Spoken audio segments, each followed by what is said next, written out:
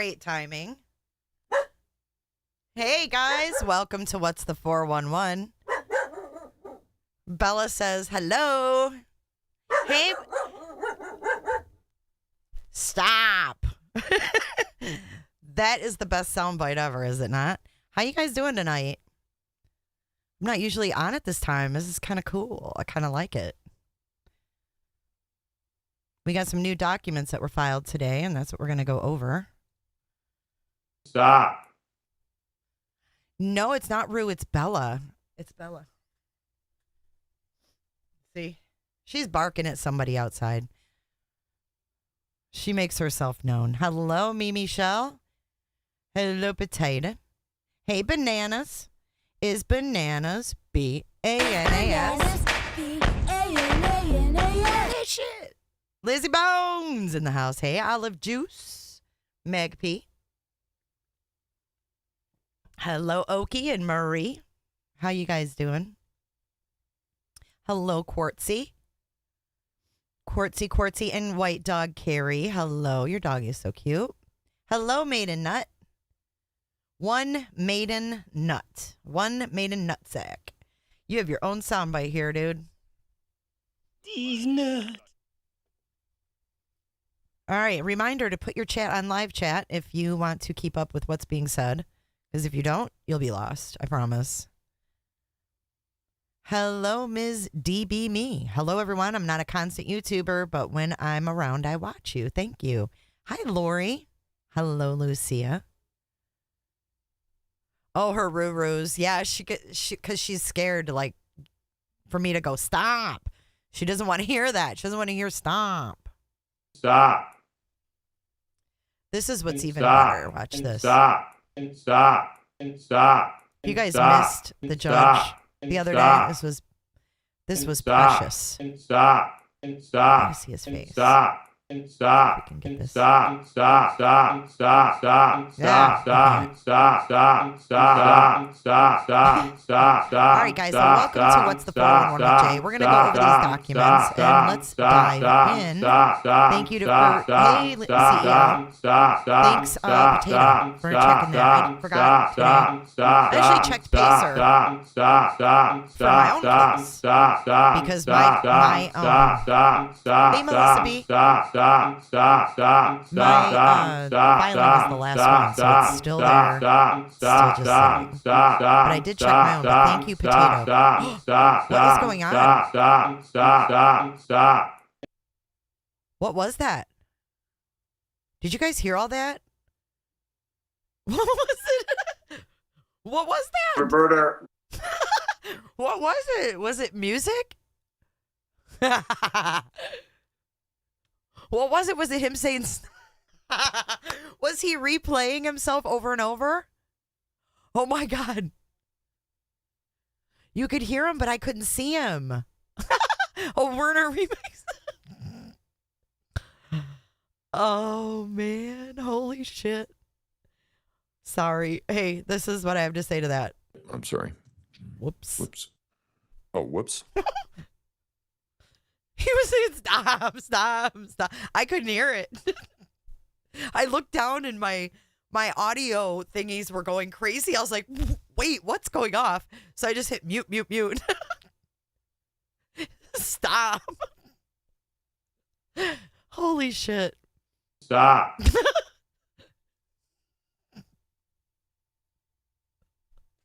You couldn't hear a word. It was two of them going off at once, too. Oh, my God. What a Roberta. Sorry about that. I don't know. Hey, Juju Bones. I was just about to start reading the documents. I'm like, all right, let's just dive into these documents. And meanwhile, you guys here, stop, stop, stop. Oh, my God. I'm sorry, Franny. Franny was in the shower and she got out and heard. She heard the judge. Stop. Oh, I'm sorry, you guys. I know. I was like, at least I looked at the chat. Imagine if I would have kept going on and not read the chat. Cut his mic. Cut his mic. BRYAN KOHBERGER. Okay. let's get into form now. Okay, so Ann C. Taylor has filed more documents. So let's read through those. You guys are the best. Okay, so we've got Ann C. Taylor, the public defender, Kootenai County public defender, Coeur d'Alene. I hope I said that right. Coeur d'Alene. And then Jay Logsden. Logsden. And Ann Taylor are the two assigned attorneys. And it says State of Idaho versus BRYAN KOHBERGER. Please take notice. And then they talk about Rule 16 of the Idaho Criminal Rules and the 4th, 5th, 6th, 8th, and 14th Amendments, requesting discovery and inspection of all materials discoverable by defendant per ICR 16B 1-8 in aforementioned constitutional provisions, including but not limited to the following information, evidence, and materials. Okay. So we're good? We're okay. All right. Okay. Okay. That's We're good. Okay. We're good. All right. Standard lab discovery. Number 1, biological testing case file. Please provide a complete copy of the case file, including all records made by each laboratory in connection with biological testing in this case, including biological screening, serological testing, presumptive testing, microscopy and DNA testing, including statistical calculations. Please provide photographic quality copies of all photographs in the original case file, including photographs of evidence. Electronic copies of photographs are acceptable. So just going off of number 1, yeah, that's funny. I'm going to have to get stop sign. I'm going to have to get a command for that because you guys need to get my attention. Coeur d'Alene. What did I say? Coeur d'Alene. Coeur d'Alene. Coeur d'Alene. Coeur d'Alene. Coeur d'Alene. Anyways, just in number 1, if they want photographic quality copies of all photographs in the original case file, does that mean they didn't get them already? Does that mean they don't have good? Does it mean either A, they didn't get the pictures, or B, they didn't get good quality pictures? It could mean one of the two. What do you guys think?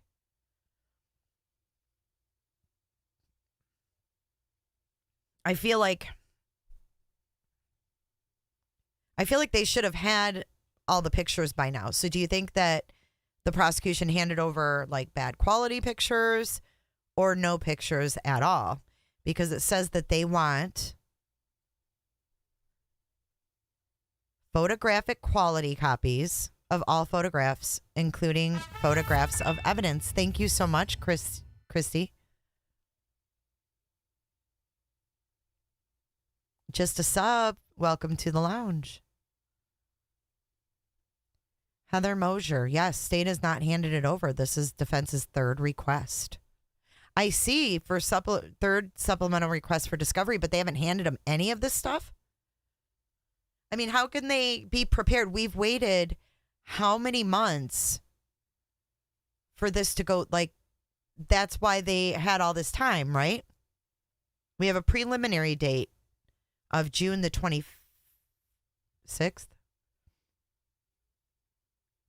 But the Goncalves family has questioned, they're wanting clarification or to quash the non-dissemination order. So they have a hearing on May 25th in 20 days.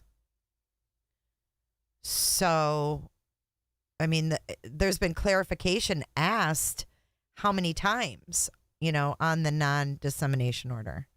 Good to see you too, just a sub. Thanks for being here. Cole, it just keeps getting worse, doesn't it? Hi, Trixie. How you doing? Not that Nikki. Nice to see you.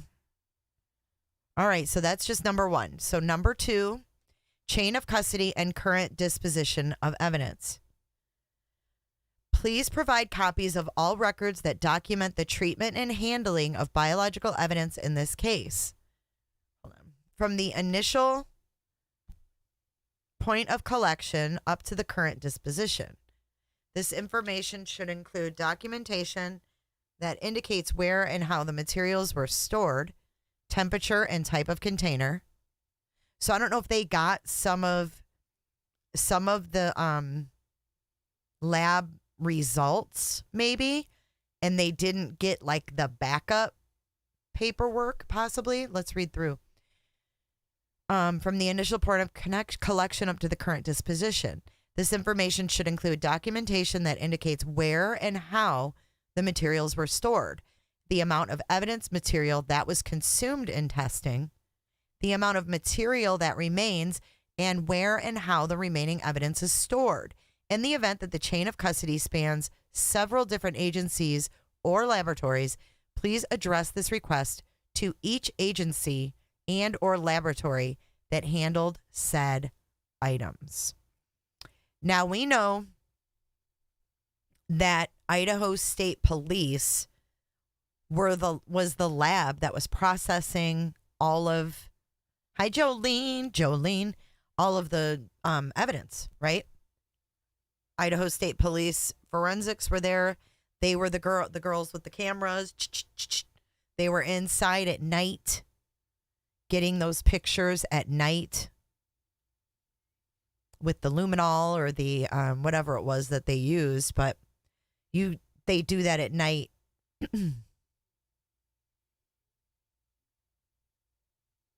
They're going after the DNA, but it doesn't have to necessarily just be DNA. This was a bloody scene. So what they're going to have to do is they're going to have to take that blood and they're going to have to match that blood to people.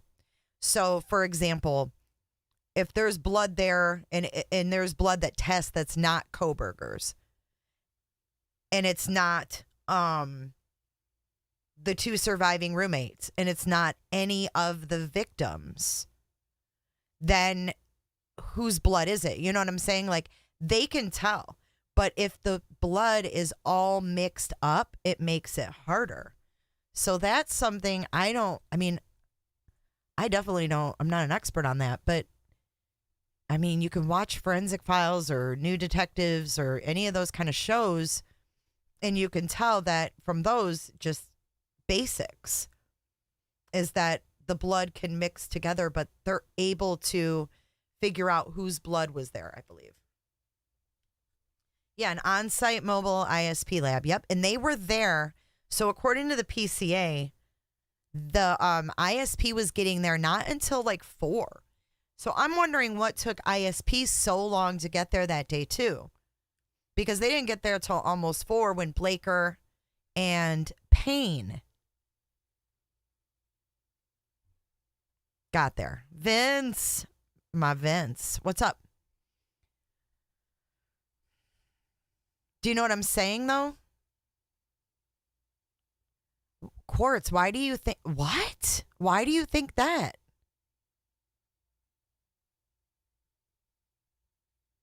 Oh, you mean like old, like on the sheets and shit. But if there's fresh blood mixed in, you know what I'm saying? Like they got to test that. But what if it was cleaned up?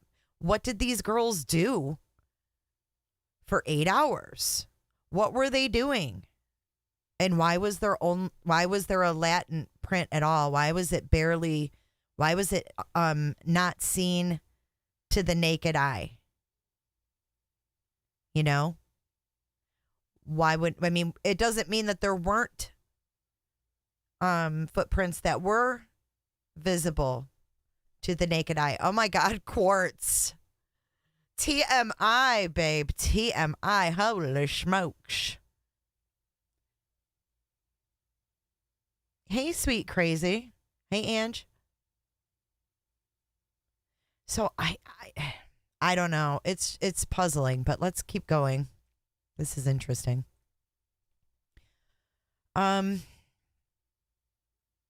Number 3, profiles uploaded to a DNA database.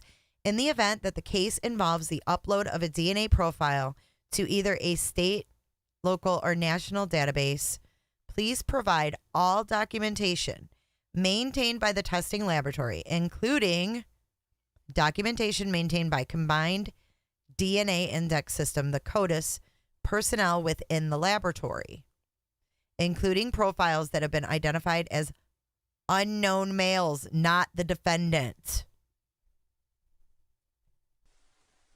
What? Now that gets a what?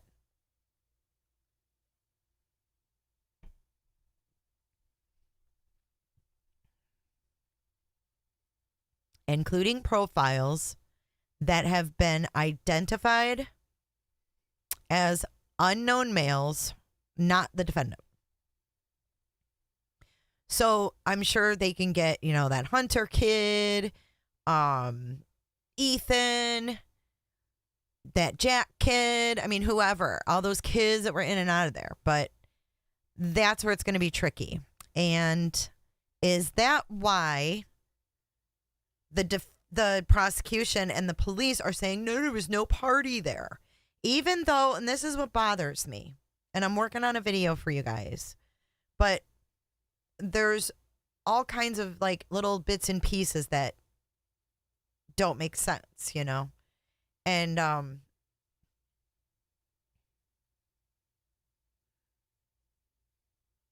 don't know.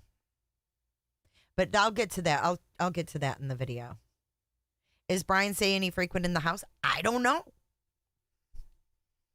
All they have to do is cast doubt that it could have been someone else. Boom. I mean, really, that's all the defense has to do is provide some doubt, cast some doubt on what the prosecutor's saying. And the prosecutor must have been feeling some sort of way because he called in the state attorney. I mean, I get needing someone else, but let's talk about this for a second.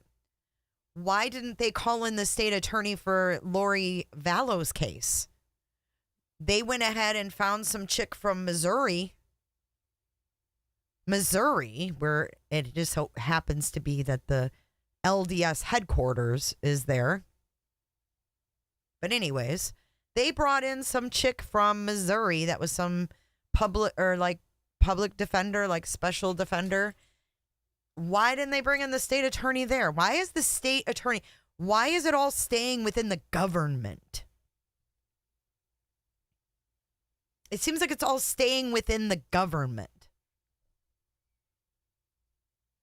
Like they got to keep it in their little system. You got the governor with millions of dollars given. You've got Chief Fry's wife and they're filing court paperwork that isn't even searchable in the Idaho courts. Like when you type in KOHBERGER, it comes back nothing. But when you type in Daybell, and that was sealed, that is sealed, you can see Chad Daybell's case file. But Bryan Kohberger's does not seem to be filed officially in the Idaho courts. The only thing that's on the Idaho courts is special cases. And what they do is they take their piece of paper, they take their document, they scan it, and then they upload it and they provide a link. And when you click on that link, you get what we're looking at right now. So tell me why he's not officially in the Idaho State Court website. And it's not because it's sealed, because Dumbbell's the same way. And his is there. You can see every filing. You can click on it. You can search his name. You can search Lori's name. It doesn't make any sense. They threw it on the cases of interest, and they don't have it in the official online court website. And it's just like what they did with the Moscow police. They made a special page. I mean, tell me why at that given moment, when they have a killer on the loose, right? They claim they have no idea who it is. We have no suspect. We don't know who the fuck it is. But we are going to take the time to make a whole new webpage on the Moscow PD site. We're going to go out of our way to get our web guy in here because, none of them doofuses up in there know how to do it. So they go out of their way. They bring in IT to make a whole new page just for this case because they want to make it easy for the public. Since when do they ever want to make things easy for us? They don't care what we think, especially in the middle of a quadruple murder investigation. They're not worried about making shit easy for us to find. They could give a fuck less. I mean, let's just be honest. So does it surprise me that they haven't handed over shit like this? No, because they probably did things shady. Let's take the DNA, for example. They sent the DNA allegedly to a lab in Texas that is a startup. What? A startup. I mean, really? You send probably the most important case that your state has had in maybe forever. Because this is right up there with dumbbells. Right up there with dumbbells. And they fuck around sending it to a startup? So she's sounding like she wants to say, look, I don't know who you sent this shit to, but we want to see every place you sent evidence to and had it tested. We want to see who handled it and every step of the way that it went through. It sure did, Robin, didn't it? Whoop! Eyes were off Michael Vaughn. Nothing to see here. And then charges dropped. What's going on in Idaho? Why are Stacy Wandra's federal charges sealed? Nobody knows. Nobody knows. You go on Pacer and you look up Stacy Wandra, and it's a Wandra. Why his shit's sealed? Is he a fucking informant? I don't know. Are they both informants? I don't know. Who knows? Seems to me like there's more informants than we ever knew.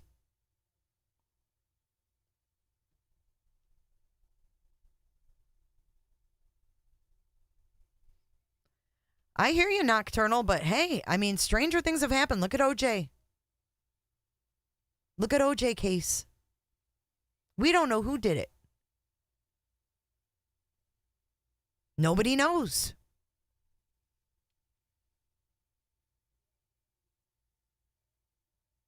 I just don't think you should use a startup lab on a case that's this important and of this high profile. But anyways, let's keep going.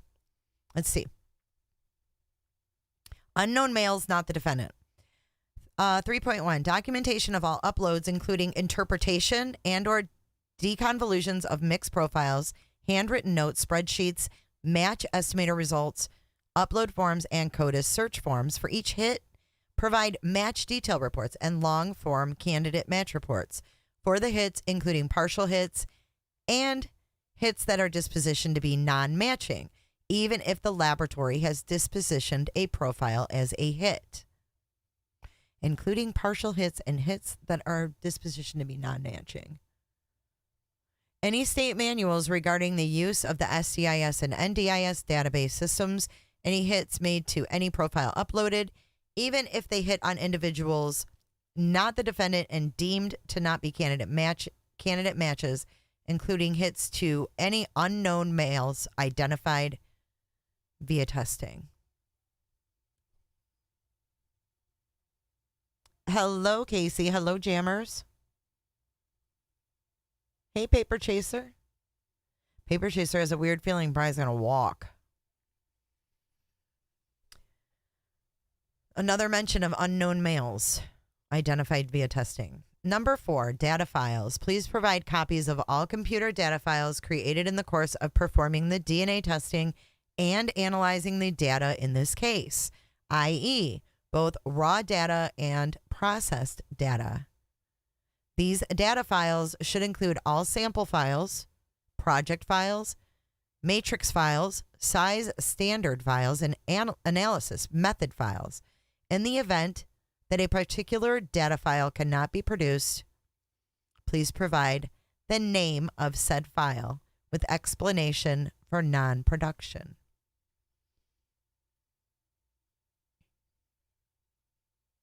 Justice, I do not. I do not. I didn't even know Ethan got into it with anybody, so I'm not your girl. Hello, Kimmykins, and hello, Jenny.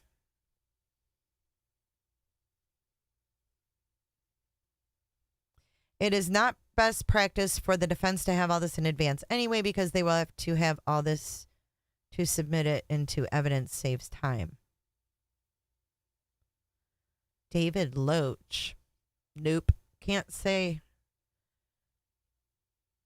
Can't say I do. Is it affiliated with that church? You know, I was watching the video from JLR about the Jack in the Box and how the Jack in the Box, hey, Sander, how the Jack in the Box employees told the person that went in there and recorded that the DoorDash driver was a girl.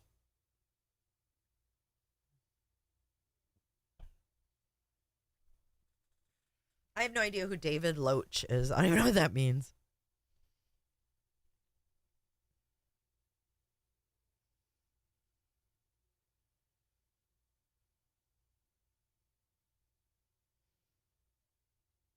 I never heard the name.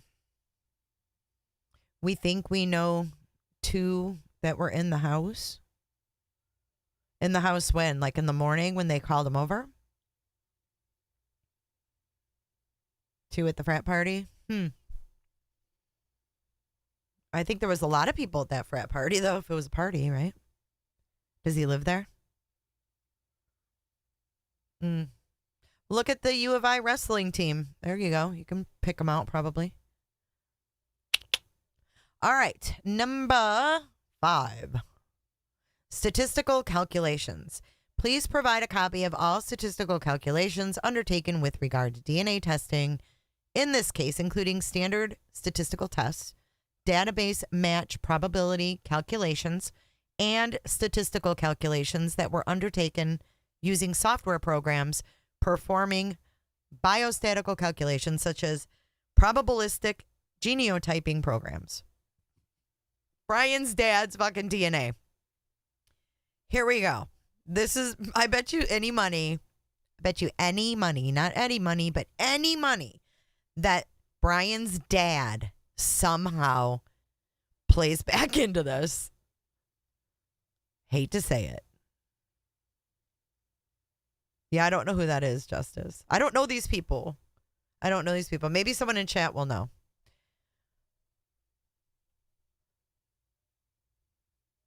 Please provide information for all analysis undertaken, including those that were not used or were not reported. These materials should include a list of software programs used, including version number. Thank you, Paper Chaser. This case is a mess from what I'm hearing and reading. Hopefully, just help a brother out here. Help a brother out. Thank you. Hopefully justice gets served for sure. No matter who did it, we want to know who did it.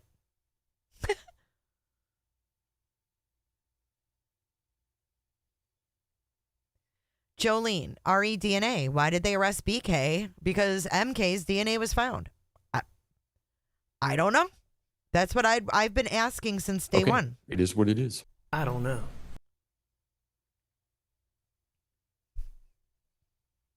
Lots of talk about Loach on 4chan. I haven't made my way to 4chan yet, Lizzie. I'm creeping onto Reddit. I admit, I've crept up and I've been on the Reddits. I'll let you do that, baby.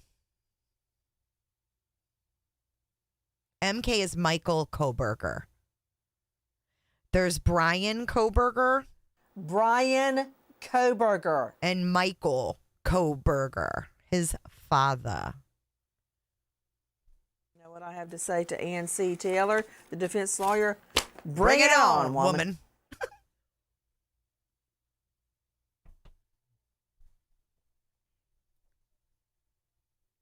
Okay. Next. List of software programs, including version number, reference population, frequencies used for the analysis, all handwritten or electronic notes pertaining to the analysis, any electronic data files that were generated for inputting genetic information into a software program. All documents and electronic data files generated by the software program, and all input and operator selected parameters used for the analysis. Any instructions given to the operator of the software program with regard to input and operator selected parameters used for the analysis. So basically, they want to know like everything they did, every setting, every parameter, everything.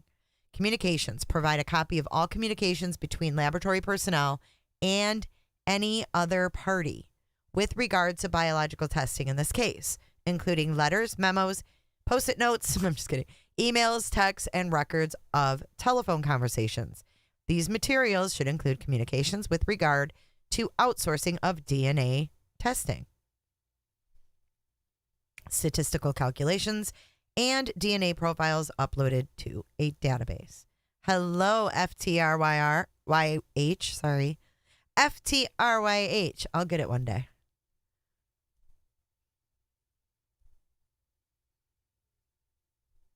Who commented in code?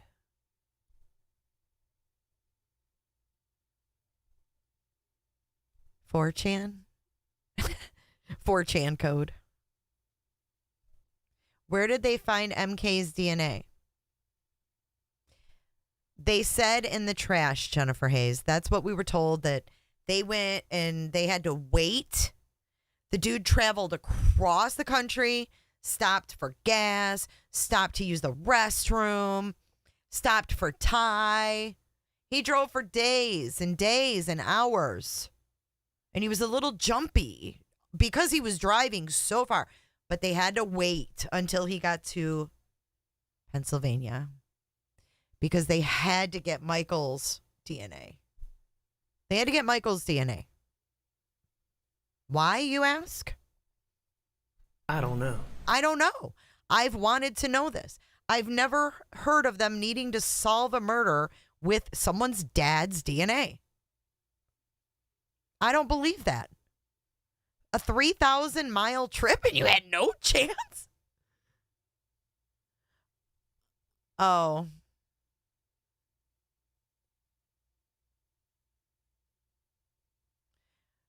Yeah. Justice, I don't want that in here right now. That's too much, dude. Enough.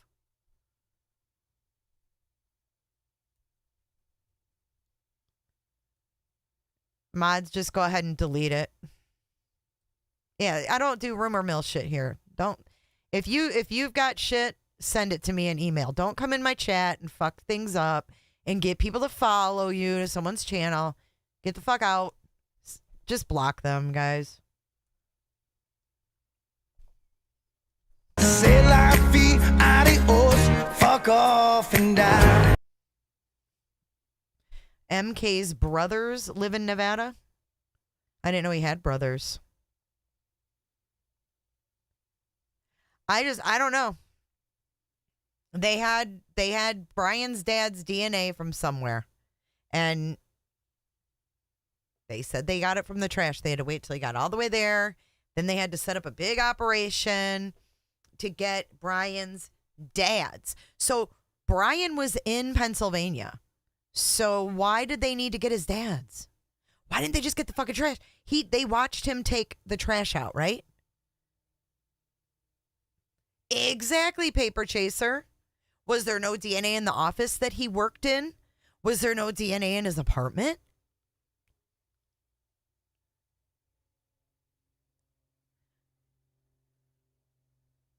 Yeah, get rid of that CEO dude, too.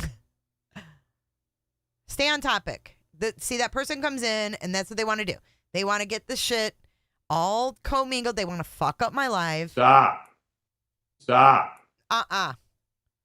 No more of this bullshit. You're gonna get removed, and then you're gonna get blocked.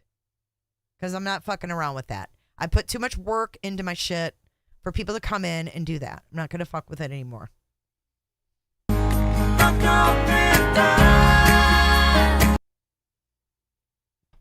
Oh, Jolene, Jolene, I don't believe new YouTube channels.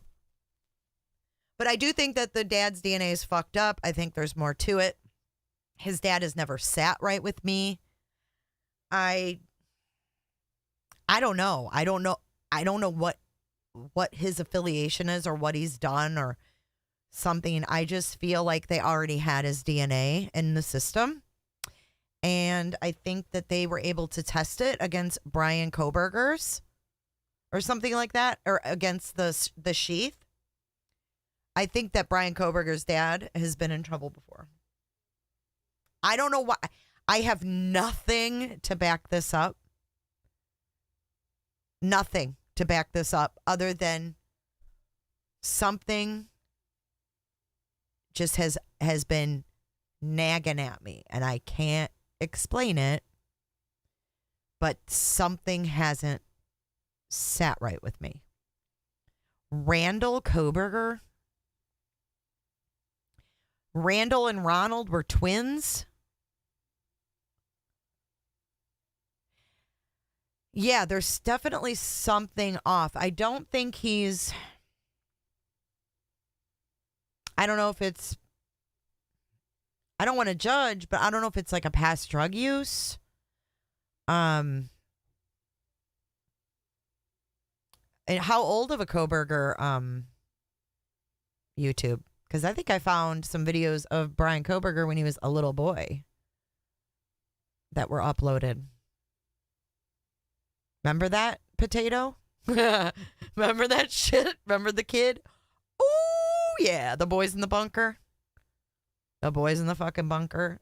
Mm-mm.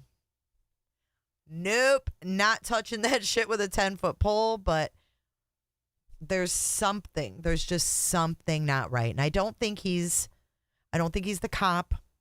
That's clearly that green guy. Paper chaser. I can't fuck around with that.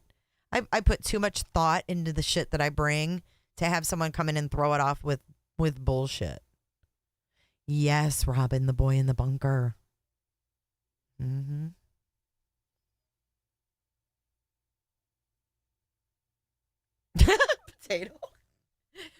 Potato says, oh my God, I definitely do. Yes. And a young Kopaka, doesn't it? It's like a little chunky Kopaka. Yikes. They're on YouTube talking about a near-death experience and saying how they live in Nevada, which is where Bethany lives now. It's not super near. They're Michael's age, so their sons would be Brian's age. Oh, shut up. Where is that girl? Potato doesn't want to see it again. Where is that girl from that unalived herself? Hannah, I can't remember her name. What was that girl's name? Yeah, that's what they said, Quartz. And they can lie to us, just like they said that the stops on the way weren't planned. No, we didn't plan to have those cops.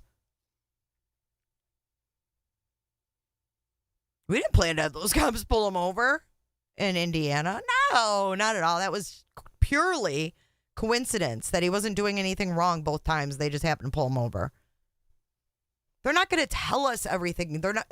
Yeah, they're going to say they got his trash, but they probably didn't. Yeah, aren't they from Nevada too?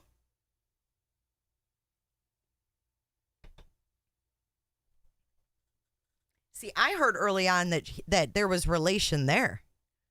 To that, yes, to that young girl and her family. But shit, I haven't revisited that in a long time. Did I share where Bethany's family lives? No. We all know just from the court docs she's in Washoe County.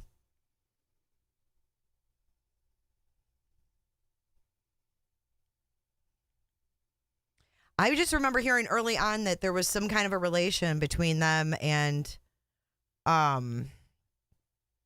KOHBERGER. BRYAN KOHBERGER.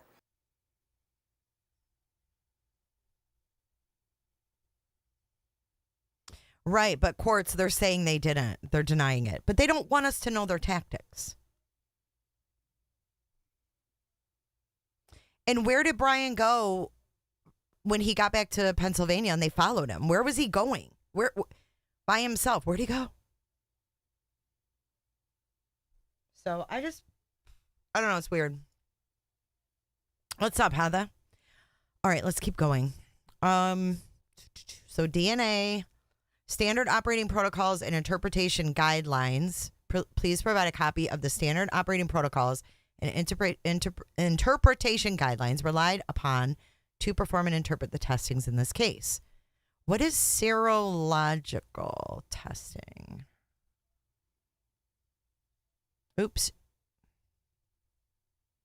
Oh, whoops. Heather, where have you been? We haven't seen you in a while. The scientific study or diagnostic examination of blood serum, especially with regard to the response of the immune system to pathogens or introduced substances, as well as subsequent versions of these documents. Interpretation guidelines should include those that address peak detection threshold, stochastic threshold, interpretation of mixed samples, declaration of inclusions, exclusions, and inconclusive findings, policies for reporting results and statistics, and software used, such as probabilistic genotyping programs, if used in this case. Please include any applicable memos concerned with deviations from established procedures. For any probabilistic genotyping programming used, please provide standard operating procedures, including any user manuals from the provider and memos for updates to the software. Validation summaries. Please provide a copy of validation summaries for internal validation studies undertaken to establish the guidelines relied on. So basically, they want to say how they came up with the guidelines, and they want all of the guidelines.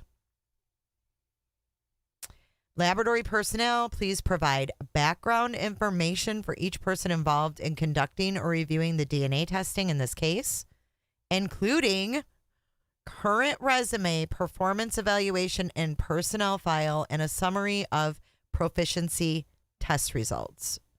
So do you guys think they are questioning the experience of this startup lab?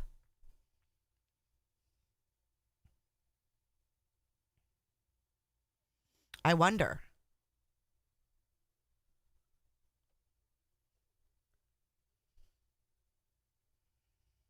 Unexpected results and corrective actions. For each laboratory that performed DNA in this case, please provide copies of the laboratory's logs and unexpected results months before the start of testing and ending 6 months after the completion of testing. They want logs. Whoa. They want logs from 6 months before and 6 months after they tested this DNA. And blood. Documentation should be provided for unexpected results that arose due to mechanical, chemical, and or analyst operations, including contamination, the presence of extraneous DNA, sample handling errors, and any other reason. The logs should be provided for all laboratory personnel, not just the analysts who perform the testing in the case.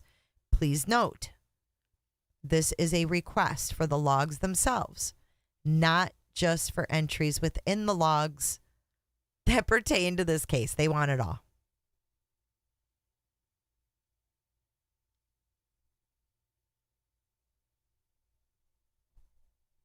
Yeah, but courts, we don't know that. Like, that's not fact. We don't know who. How do we know if they made reservations? We really don't know that because we've never seen that. We've never seen proof of that.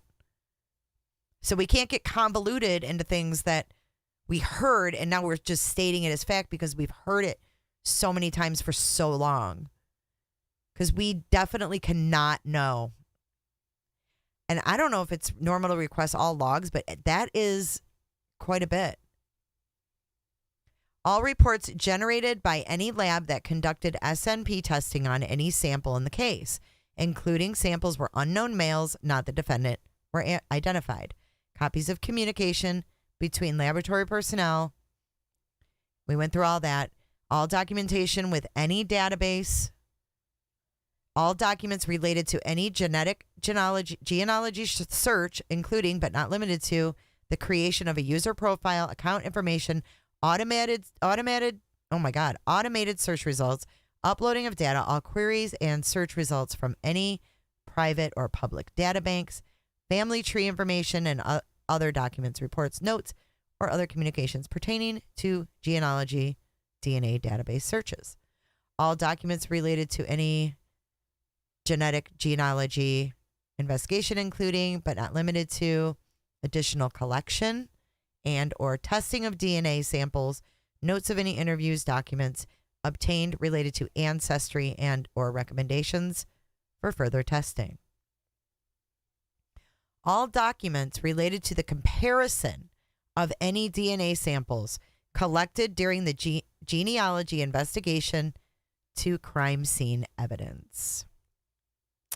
And last but not least,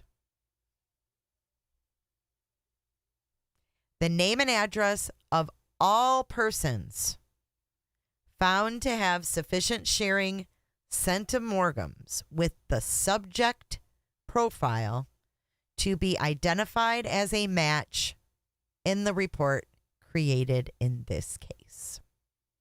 Dated this 3rd day of May, 2023, Ann C. Taylor, Public Defender, Kootenai County. Legal Assistant, Elisa Massoth.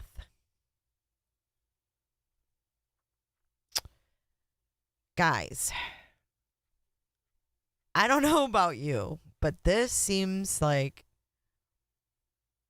something definitely. I'm sure they're wanting to get as much as they can, but it still makes me wonder.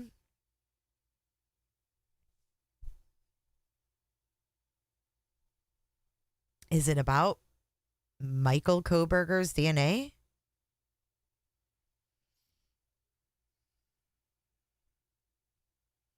Exactly, Chris LaFay. Chris LaFay, why allow a person of interest that you located the exact white Elantra? Right. They found the two doofuses found the white Elantra in the parking lot of the apartment. So they let him leave. And you know what they're going to say? We were busy with Brent Kopaka. I wonder if that's what they're going to say, is that he slipped away while we were doing this big SWAT in Pullman with Brent Kopaka. Because isn't it funny that this stupid SWAT thing happened right when what's-his-face is leaving?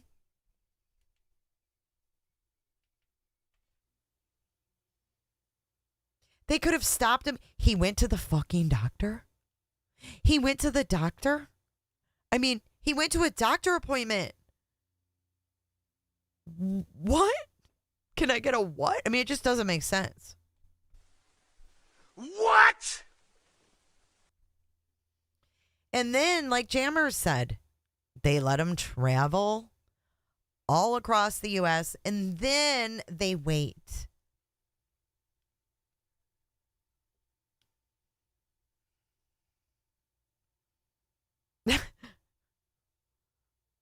About which part, Heather?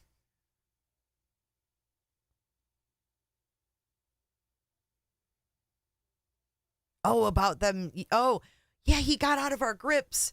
We lost track of him because remember, even Howard Blum said that. Howard Blum said, oh, yeah, they lost him for a couple hours. But Heather Mosier, you have a great point. This is their third request. Defendant's third supplemental request for discovery. And like I said before, that dude, this guy, what's his name? Thompson, Bill Thompson. He called in the state attorney. So I didn't see you guys' comments at that time. He called in the state attorney. There's 2 state attorneys helping him.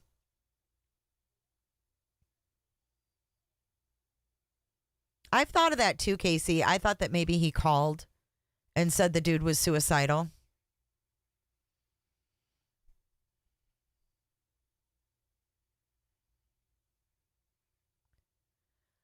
Yeah, I mean, let's go to the actual website and see what the last request said. Because I don't remember reading, but maybe every time they request discovery, they have to put it number 1, number 2, number 3. But it could be different things they're requesting. Bella. Miss Rose. Oh, someone's talking to her through the window. They're like, hi. Okay.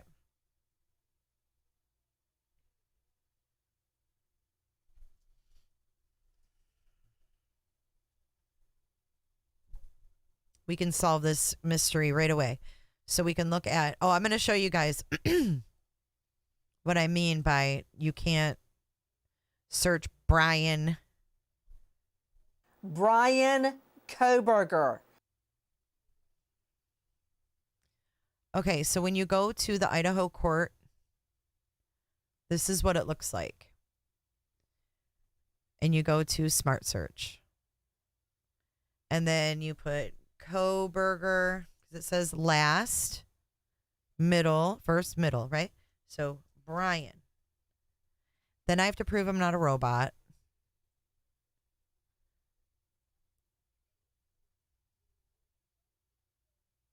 And the only thing that is there is this damn failure to wear a damn seatbelt. That's the only thing filed against him in Idaho. Look. New case, 822. Prosecutor assigned. Citation filed. Citation filed on 825. 916 default judgment. 916 case closed for a fucking seatbelt for a $10 ticket? What? Does that even make sense? What? I fail to understand this. Look. All you can find is a freaking $10 ticket.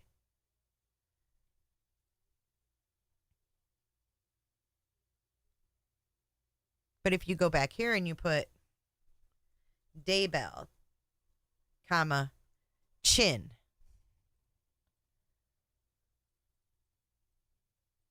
Now, remind you that Daybell is sealed as well. You can't look at shit in the Daybell case or the Valo case. But when you search his name, all of his criminal charges come up. All of them. So tell me why he is not officially in the system, because Chad Daybell is waiting for trial as well. Why would it be under a code name? For what reason, though? Why?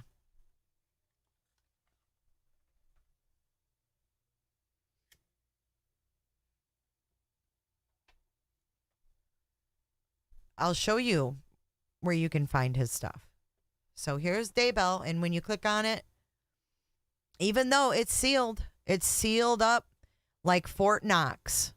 But when you click on Dumbbell, look, you see all of his charges, all his felonies, the date they were filed, the statute.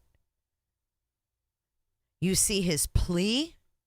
You see his events and hearings. No, you can't look at documents, but you can damn sure see what's going on.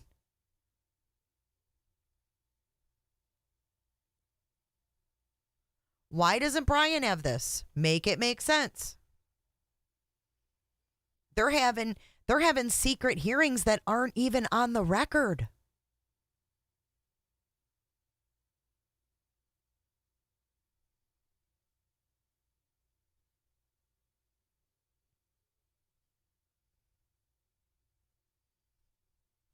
But no, they just said they made it easy for us. So sorry, let's go to the main page like they want us to.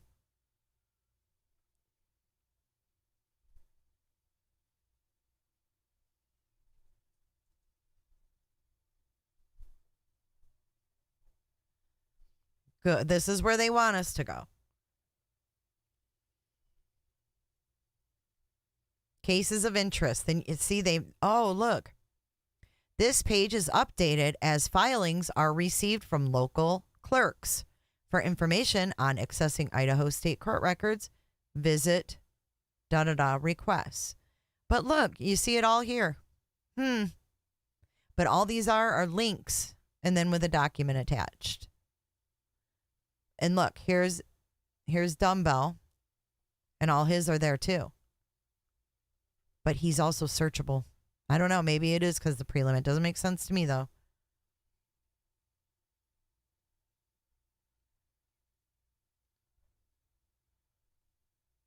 Order to seal 1122 King Road. Have I seen this?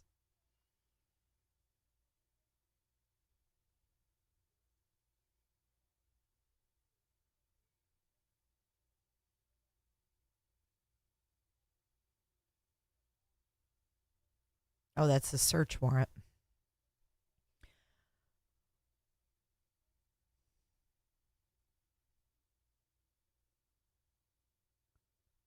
Wait, what's this notice of appearance? Oh, that's for the Associated Press. I'm in the wrong case. No, I'm not. Am I? Wait a minute. Why is the Associated Press thing in here? See, they're fucking it up. Look, they're fucking it up. 5-1, they have some shit. Look. The Associated Press. The defendant is the... Look. They had a hearing for this?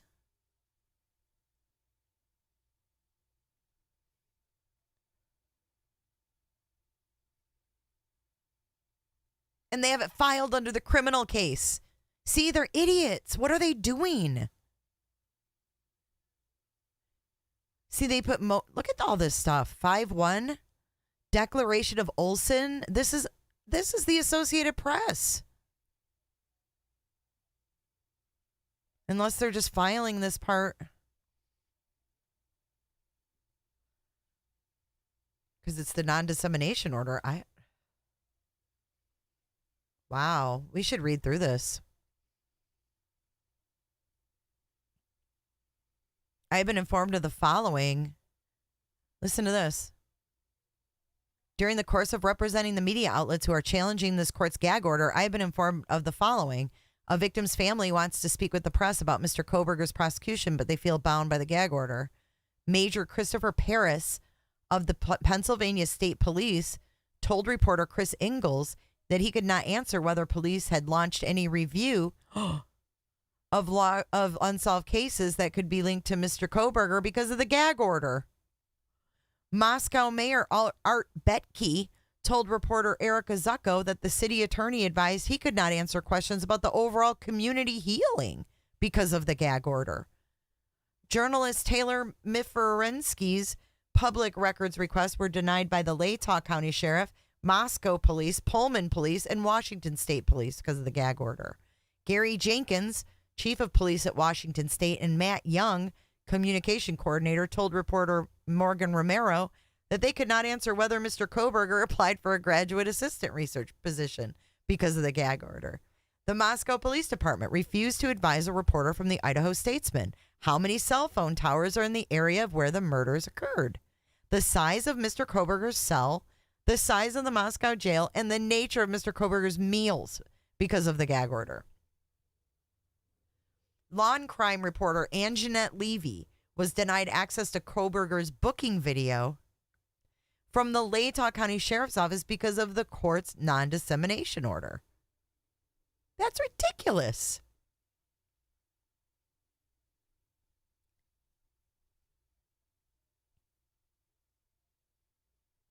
Motion to vacate. Let's see what this says. This is them again. They're asking them to vacate the gag order because it is vague, overbroad, unduly restrictive, and not narrowly drawn.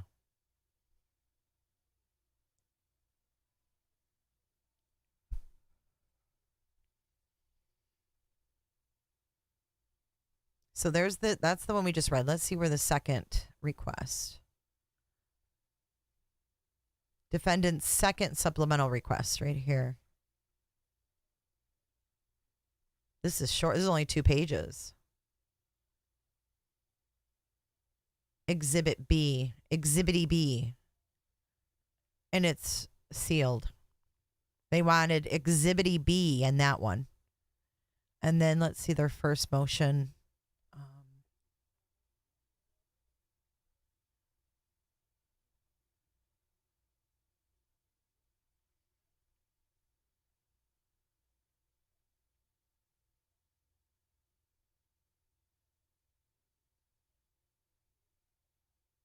I see the state's response, but where is motion to preserve, order to preserve the crime scene? So they're not going to tear that house down until there's a court order. But with Megan Marshall, who knows? They might do it behind the scenes.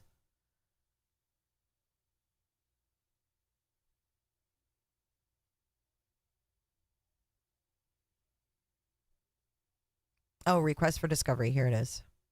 The first one was on 110. And this was for disclosure of information, evidence, and materials. Statements of the defendant. Permit the defendant to inspect or copy, photograph any relevant written or recorded statements made by the defendant. Copies of that. Statements of co-defendant. What?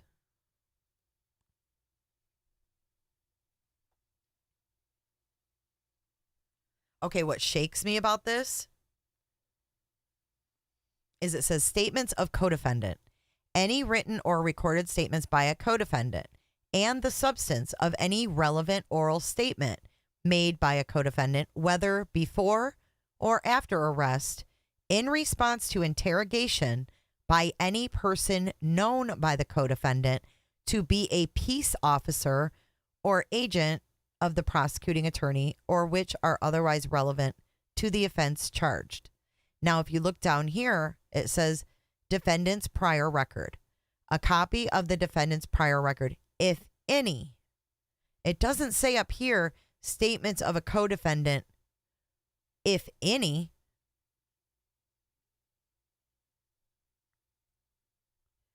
And then documents and tangible objects. They want to inspect and copy all books, papers, documents, photographs, tangible objects, and copies and portions thereof, which are in possession or control of the prosecuting attorney. Reports of examinations and tests. Reports of physical and mental examinations. State witnesses provide a written list of names, address, and phone numbers of all persons having knowledge of relevant facts who may be called by the prosecuting attorney as witnesses at a trial, together with the NCIC report and a Spillman report of such persons. What's a Spillman report?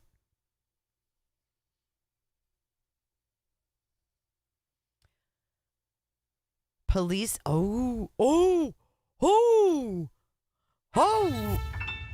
It's a report of sexual assault.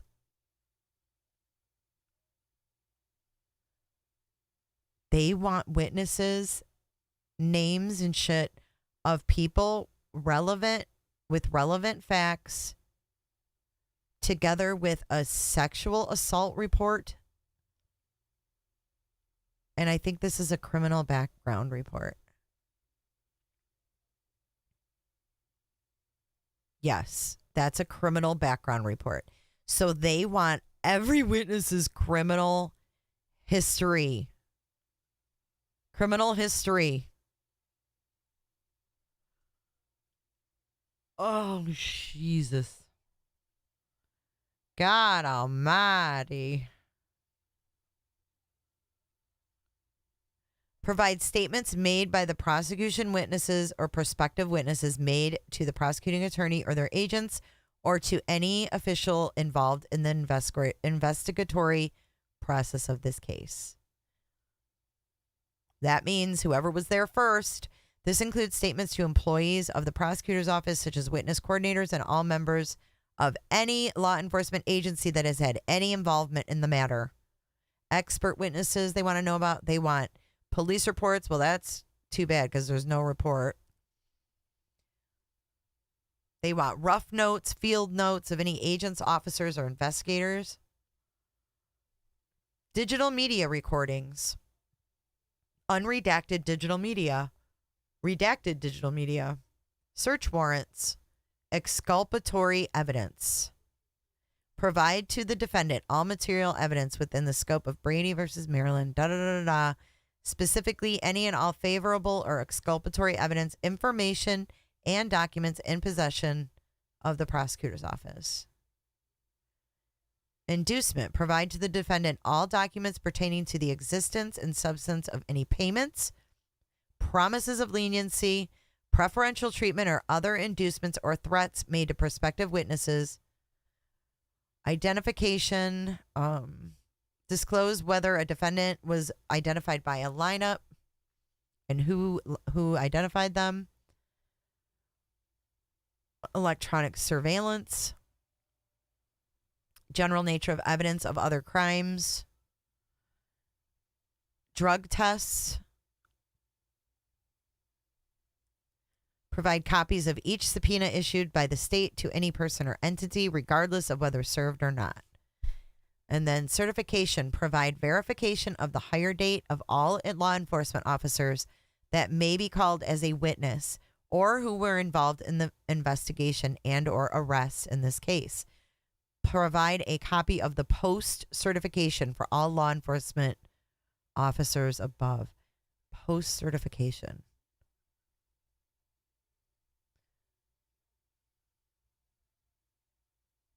Police officer standards and trainings.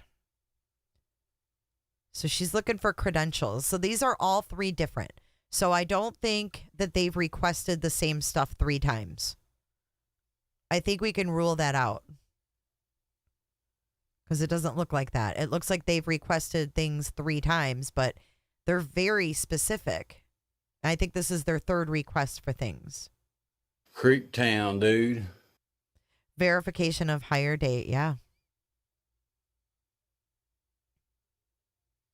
Sean J, yeah, we did too. No, Miss Taylor she's not fooling around. She is covering all her bases. So, I think that's it, guys. Until the next thing comes out. Case summary. See, look, they put his case summary on a PDF. Look, it's all scanned in. You can see the corners of it. Julie Fry and her scanning.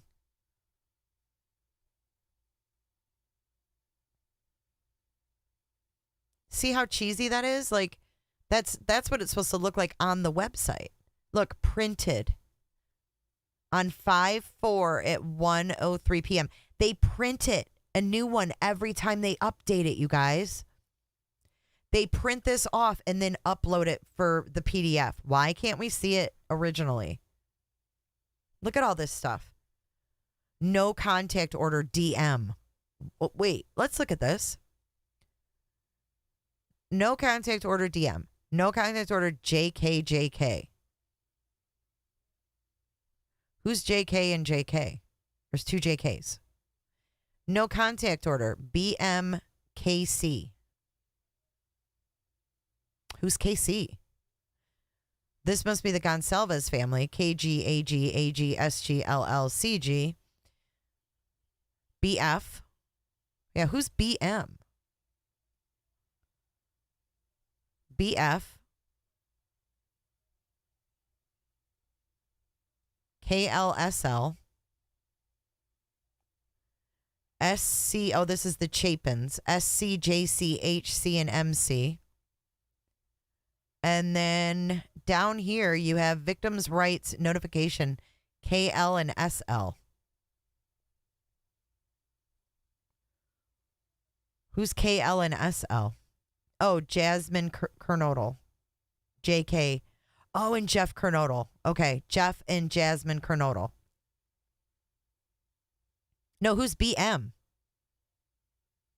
Oh, Ben Mogan.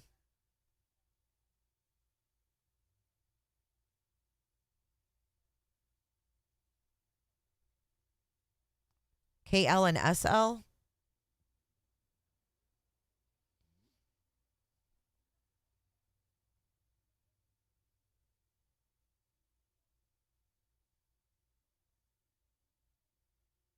Laramie is Maddie's family. Okay.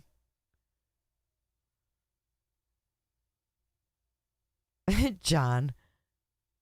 Yeah, I know Ben Mogan is her dad. Okay, that makes sense. KL and SL are Laramie.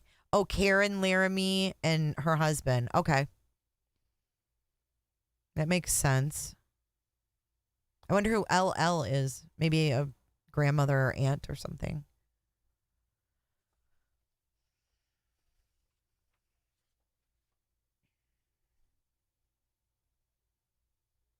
So is there anyone on here we don't recognize?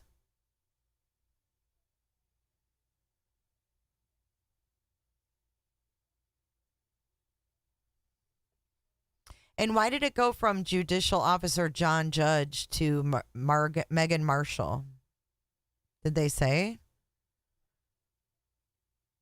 Request spelled wrong for timely preliminary hearing.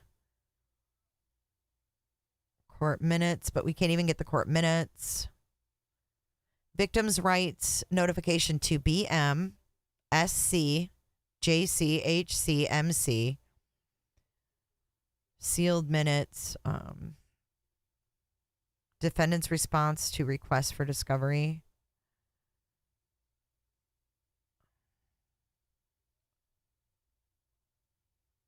Oh, we have to check the jail too before we sign off. That's our ending. Motion to unseal court record regarding conflict issues of defense counsel. What? Oh, about her mother. Okay.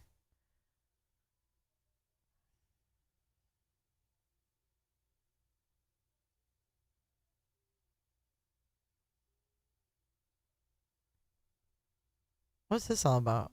Coeur d'Alene Police Department Forensic Lab and Coeur d'Alene Police Department Forensic Lab. Why were they doing it? Stipulation to release property. God, I can't wait to read all these. It's going to solve so many questions we have. Extreme Networks, DoorDash.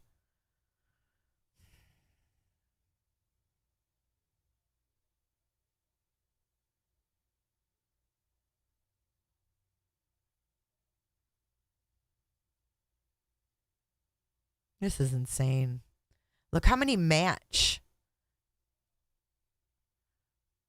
Look how many match things they had. Warrants they had.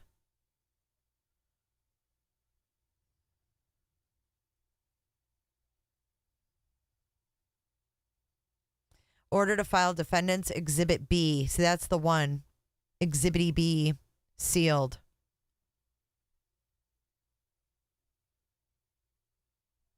The Brady Giglio material.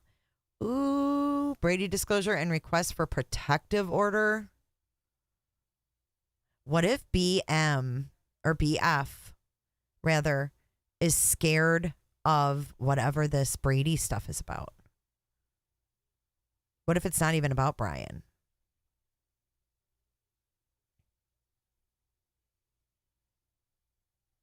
So here we have the motion hearing for the 25th at 10 a.m.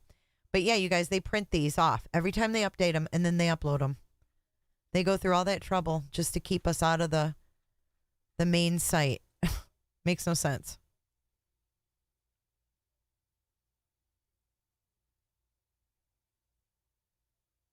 Really, Robin? More info released. Shit. Okay, hold up.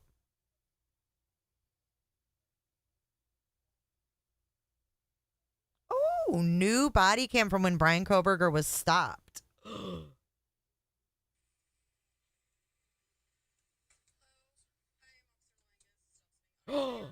They're on his side. Okay, hold on. Thank you, Robin.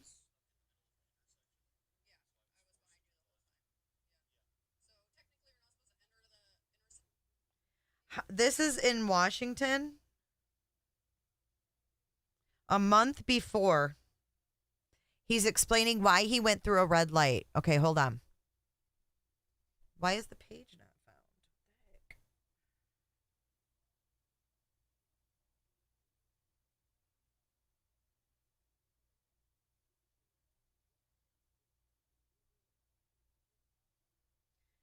Y'all are on it. Thank you, Robin.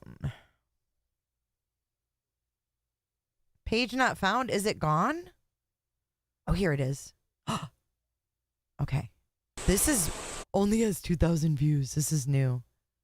Okay, let me get it up here.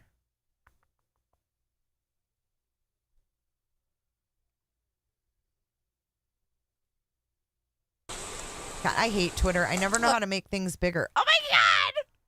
I can't. Hold on.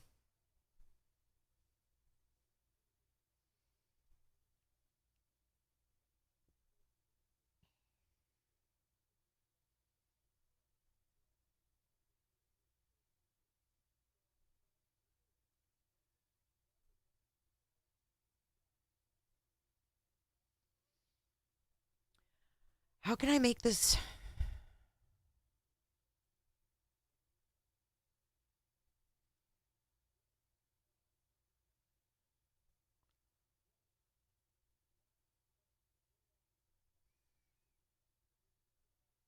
Let's try this again. I want it to be big. That's what she said.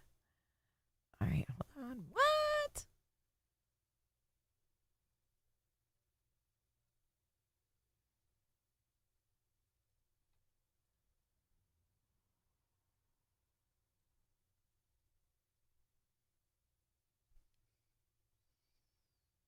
This is crazy. All right, here we go.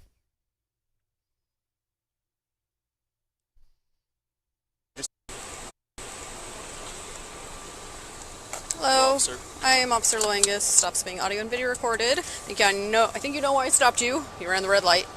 What actually happened was I was stuck in the middle of the intersection. Yeah, so I was forced behind to you the turn whole left. time. Yeah. Yeah.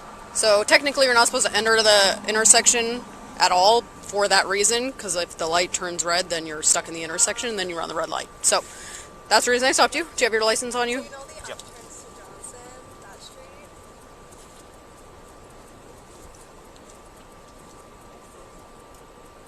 Is he by himself? Thank you. Do you have the registration and insurance? Yes.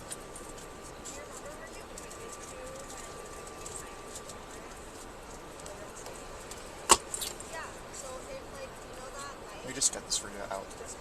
You what? I'm just gonna get this out for you. Okay.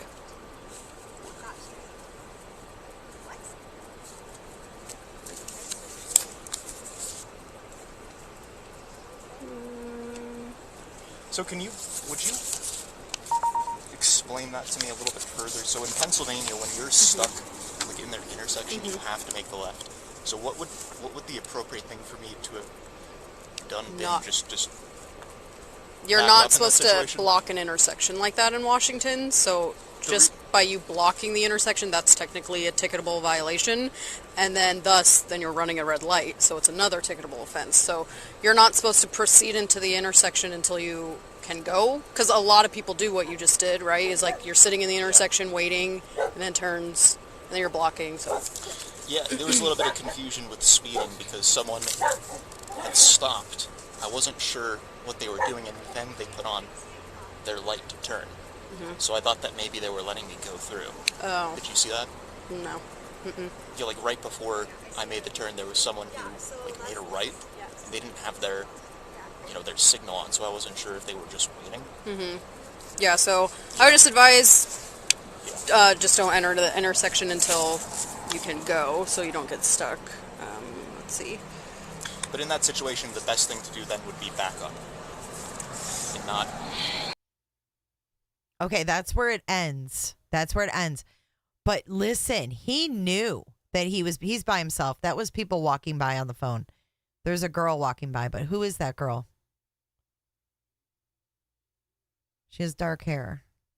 Remember the DoorDash driver was dark haired? Where did she go?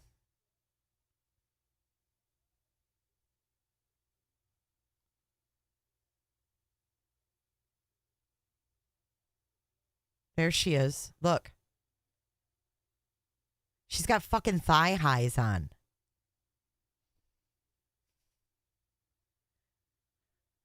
But he knew he was being recorded, so he tried to act like freaking Eddie Haskell.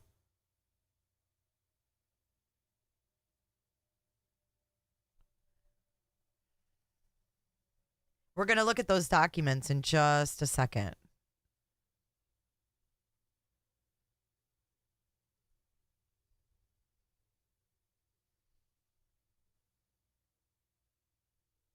I know we've never heard his voice. Now we have to go back and listen because we have to see if it matches that Josco. And then we have all these documents to look at. Oh my God! How did this just happen?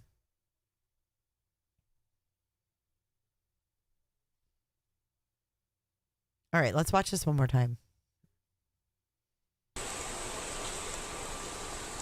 Hello, Officer. I am Officer Loangus. Stops being audio and video recorded. I think you know why I stopped you. You ran the red light. What actually happened was I was stuck in the middle of the intersection. Yeah, So I was was forced behind to you the turn whole left. time. Yeah. Yeah. So technically, you're not supposed to enter the intersection at all for that reason, because if the light turns red, then you're stuck in the intersection, and then you run the red light. So that's the reason I stopped you. Do you have your license on you? Yep.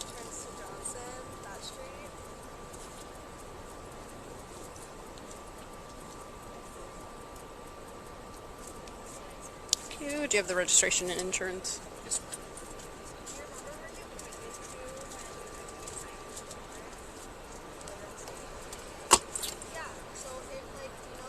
We just get this for you out. You what? I'm just gonna get this out for you. Okay.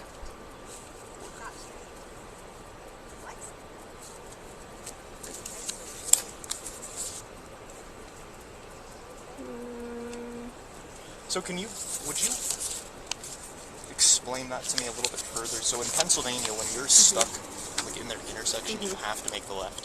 So what would the appropriate thing for me to have done been? Not- Just You're back up not in that supposed to situation? block an intersection like that in Washington, so just by you blocking the intersection, that's technically a ticketable violation, and then then you're running a red light, so it's another ticketable offense. So you're not supposed to proceed into the intersection until you can go, because a lot of people do what you just did, right? Is like you're sitting in the intersection waiting, and then turns, and then you're blocking, so.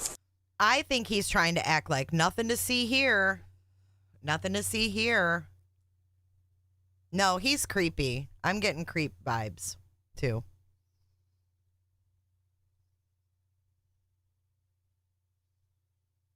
So this was on October 14th, a month before. Yeah, there was a little bit of confusion with speeding because someone had stopped. I wasn't sure what they were doing, and then they... Look at those eyes. But he's really talking a lot for a stupid ticket. What would I do? What would I do? Would I back up? Would I reverse? Come on. put on their light to turn. So I thought that maybe they were letting me go through. Oh, Did you see that? no. Yeah, like right before I made the turn, there was someone who like made a right. And they didn't have their signal on, so I wasn't sure if they were just waiting. Yeah, so I would just advise just don't enter the intersection until you can go, so you don't get stuck. Let's see. What's he looking at? But in that situation, the best thing to do then would be back up and not. Oh, man, why is it got to end?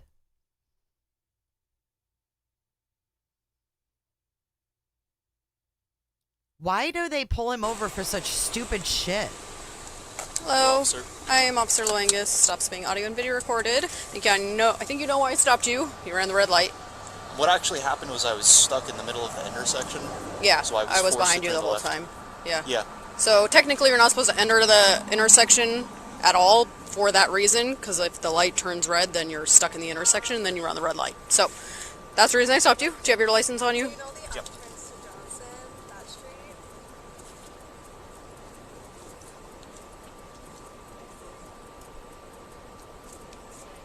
Do you have the registration and insurance? Yes.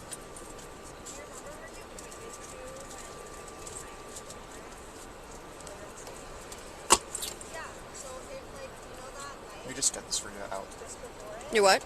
I'm just gonna get this out for you. Okay.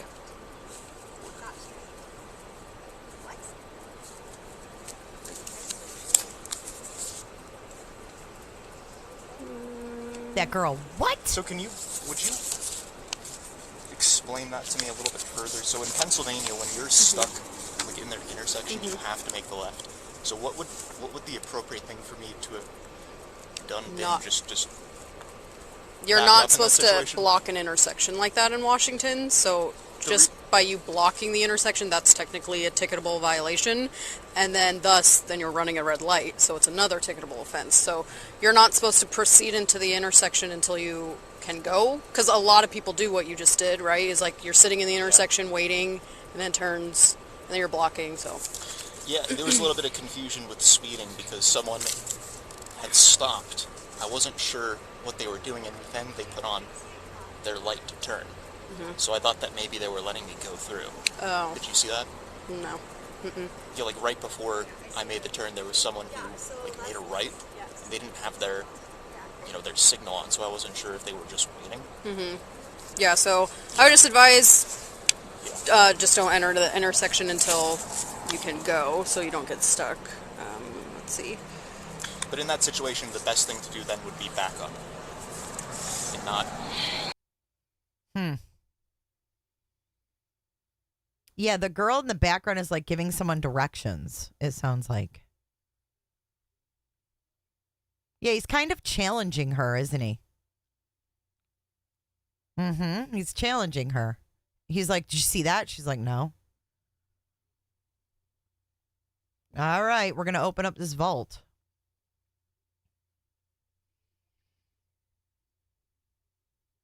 How did they get these?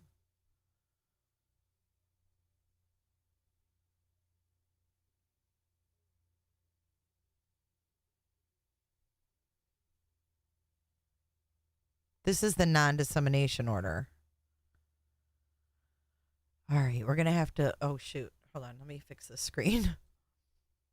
We're going to have to scroll through these because some of them we might have already seen. I'm not sure.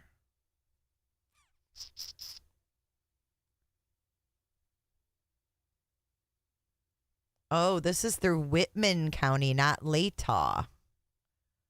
So this is pertaining to his apartment. Like, oh, is that what you meant, Robin? His apartment in Washington. Okay.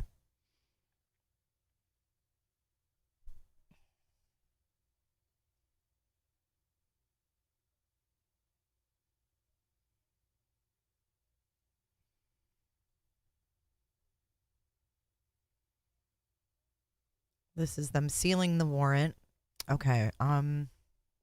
Here we go. Here's new stuff. Amendment read to Judge Libby on 12/30/22 at approximately 16:09 hours and recorded on body camera. On 12/30/22, while serving a search warrant SW 122920022A for Steptoe Apartment G201, we found a padlock round in shape. Hold on, let me make this bigger so you guys can read. It's kind of small.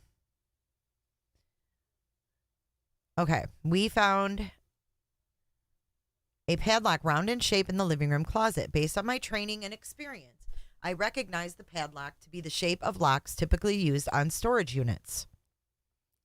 The lock is round in shape and the design limits the ability for it to be cut off. A key matching the lock was also found in the living room in the TV stand next to keys which appear to be for the Wilson Short office. I had Officer Kirschner contact the apartment coordinator, who confirmed there are storage closets available to residents located in the same buildings as the laundry areas. Sergeant Pet Lavani went to the area and confirmed there was a storage closet with the address G201 written in black marker on the wood door. The storage closet is located in Building F of Steptoe Apartments. The storage door is not locked, and the door is slightly ajar. I believe the storage was likely used by Kohberger to store items and was likely accessed between the time of the murders and his travel to Pennsylvania. It is also believed the storage closet could contain trace evidence listed in number 1 and number 5 of evidence to be seized. Judge, do you believe there is probable cause to believe these items may be found in the storage unit? And do you authorize us to search the storage unit? Is that how they write? Do they write a question like that? And this is signed by Dawn Daniels from Washington State University Police Department. Evidence collection log. We've seen some of this, but the analyst is H. Youngling.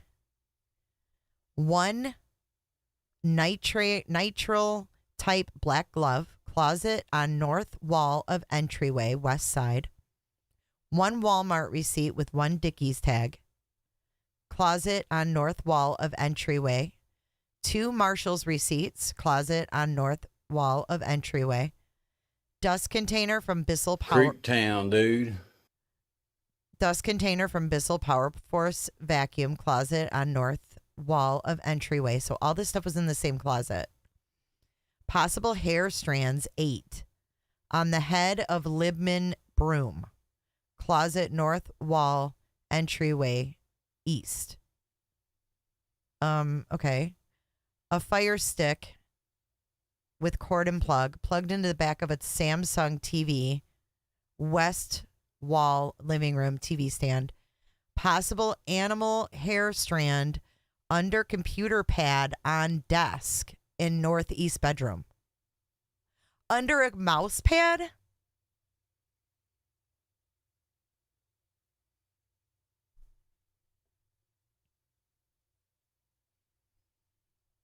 Possible hair, east wall of shower on tile. East wall of shower on tile, bathroom. We knew they found these hairs, but we didn't know where. Possible hair inside drain of shower. Possible hair under computer pad on desk in northeast bedroom. So they have a possible animal hair and a possible human hair under his mouse pad.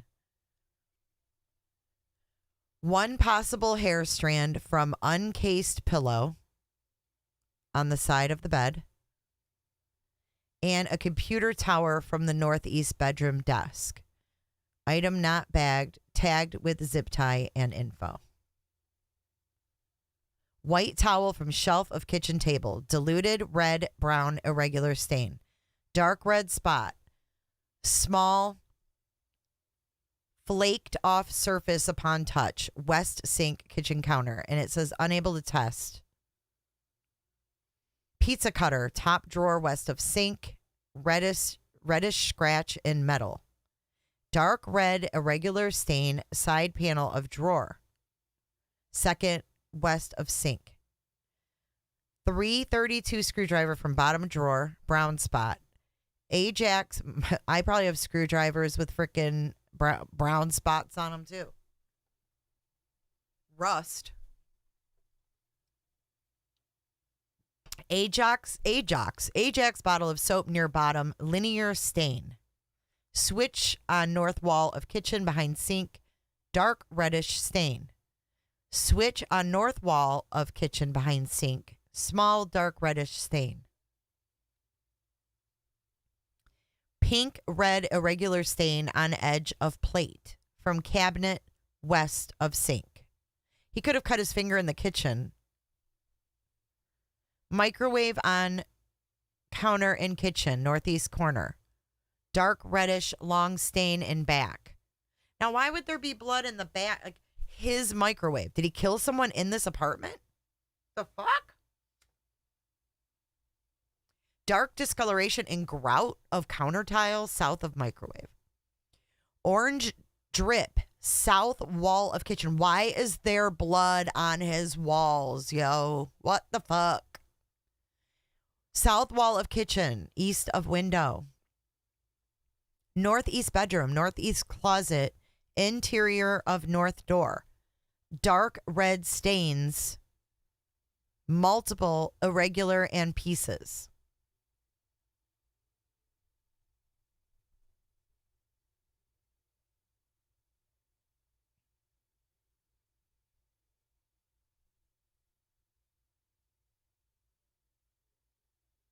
Small red brown stain on exterior door of northeast closet and northeast bedroom.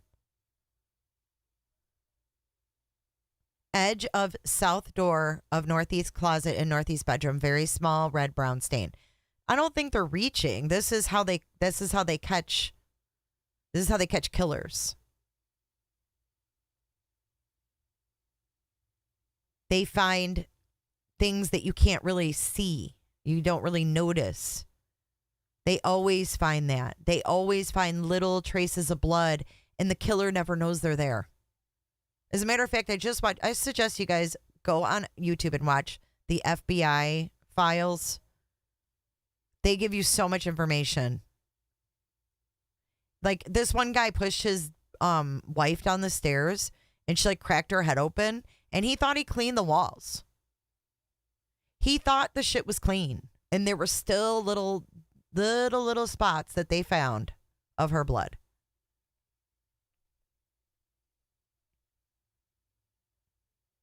Casey.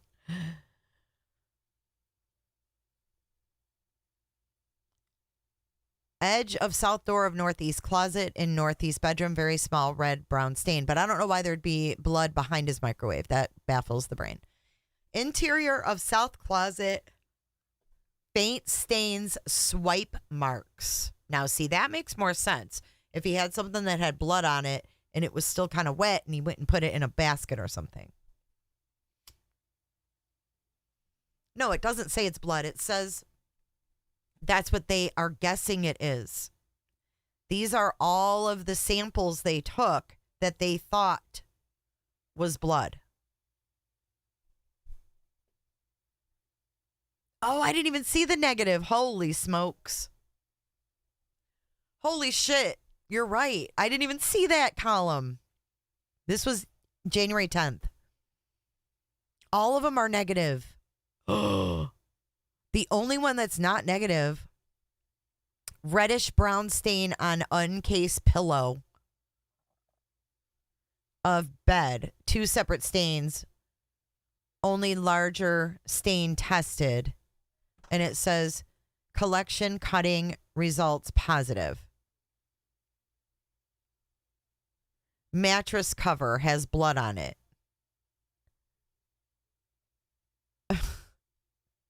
That's the only thing. Oh my gosh, you guys, I am so confused. None of this stuff. You guys, I didn't even see that column of negative. None of these were blood, yo. These are all negative.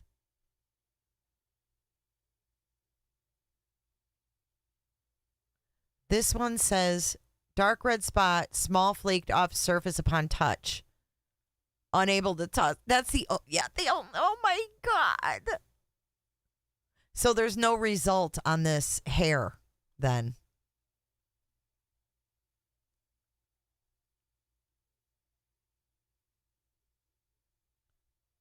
Oh my word.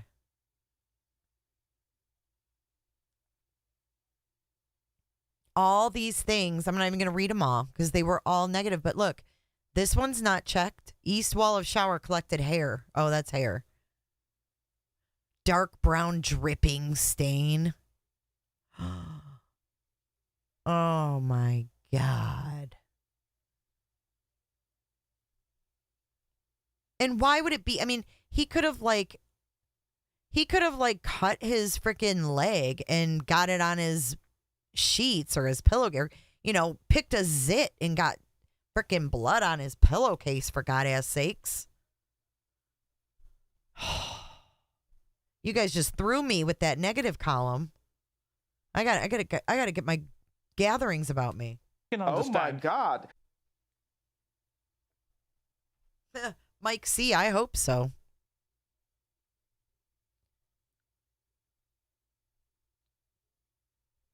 Okay, let's see. Oh, this is all the stuff I already read. Needs testing. All these things say no. So they're not going to test a fire stick for anything. They're just going to hold on to it. And they're not testing hair strands. And why would any of the victims' hair strands be on his fucking broom? Libman broom? But they're not sending it for testing. It says needs testing, send a lab. And it says no. So they collected it and they're not even going to test it? Transferred to ISP. Oh, they gave it to ISP.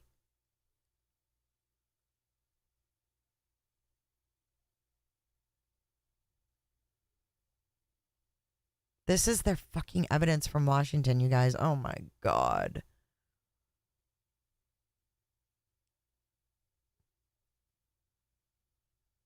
It's just the handwritten.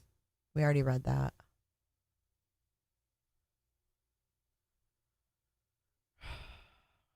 One 6, he was served with the search warrant.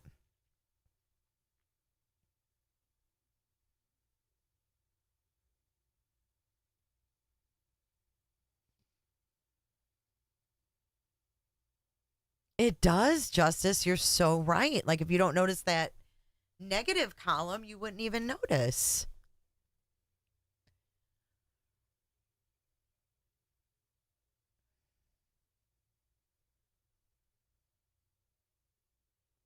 Comments. Defendant kept papers to be reviewed by attorney and stated he would return them at a later date. So that's the search warrant served on him.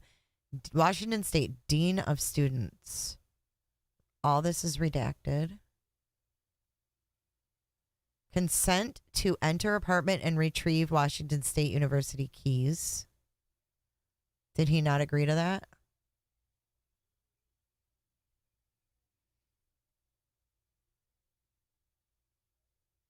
Here's the amended non-dissemination, which we've read.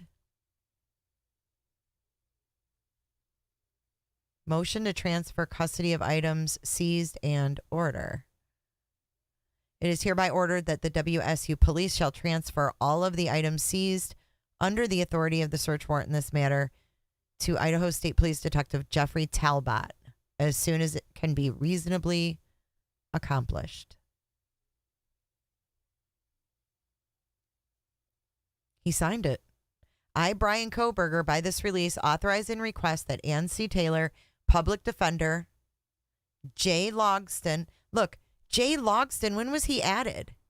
He's listed on this document on 1/19 of 2023. When was he even added? To make entry into my apartment located at 1630 Northeast Valley Road, blah, blah, blah, blah, blah, for the purpose of collecting any personal remaining and hold harmless of any claim arising from completing said task. Ann Taylor, Jay Logston, Michael McCarthy, or Jennifer Genquine. Hi, Jennifer.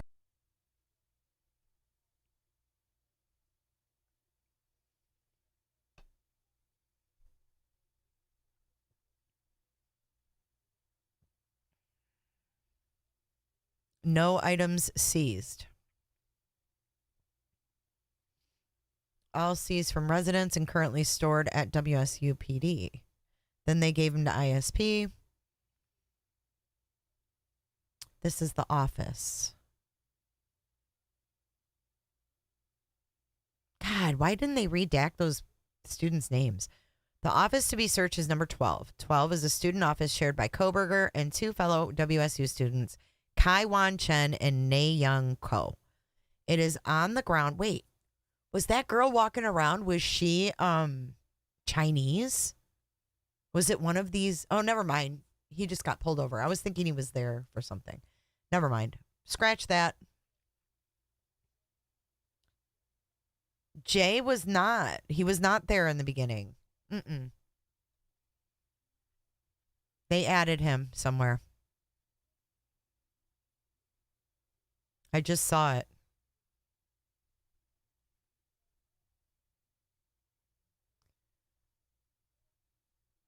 Order appointing public defender. I don't think he's on this. No, it's Ann Taylor. 12:30, he got Ann Taylor. And when did he get that other guy?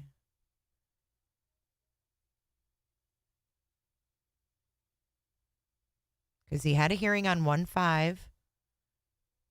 And I believe he was added after that. Maybe I'm wrong.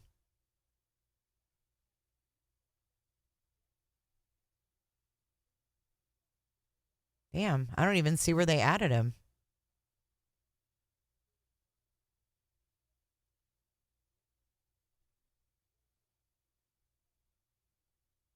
He's not listed on this. See, he's not here. It's just her. On everything now, he's listed, and this is...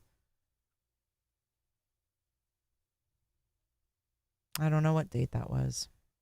2/3?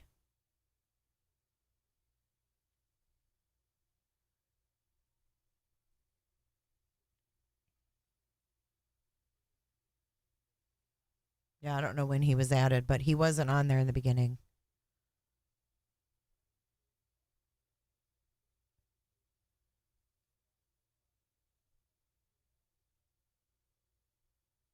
See, it's still just her on this one, too.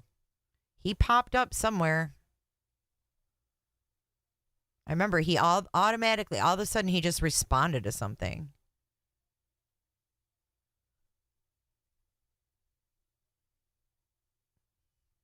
Yeah, I don't know.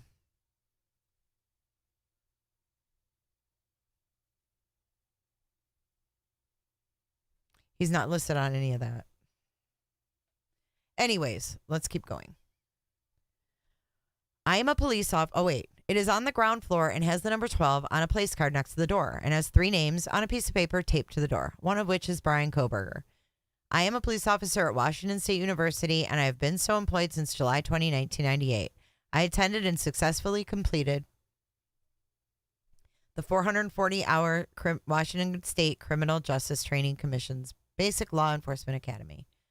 While at the academy, I completed courses in criminal law, criminal procedures, and other investigative courses. Since the academy, I have continued my education, including officer-involved shooting, evidence collection, and threat assessment. I have assisted in service of over 50 search warrants. Persons providing information. Moscow Police Officer Sergeant Blaker. Is his statements attached. Other officers and witnesses are identified in Sergeant Blaker's sworn statement. Okay. The investigation. Who's writing this? Dawn Daniels. I was contacted by Moscow police to assist in their investigation into the recent murder. Get comfy, guys. Get comfy, because we might be here till Friday.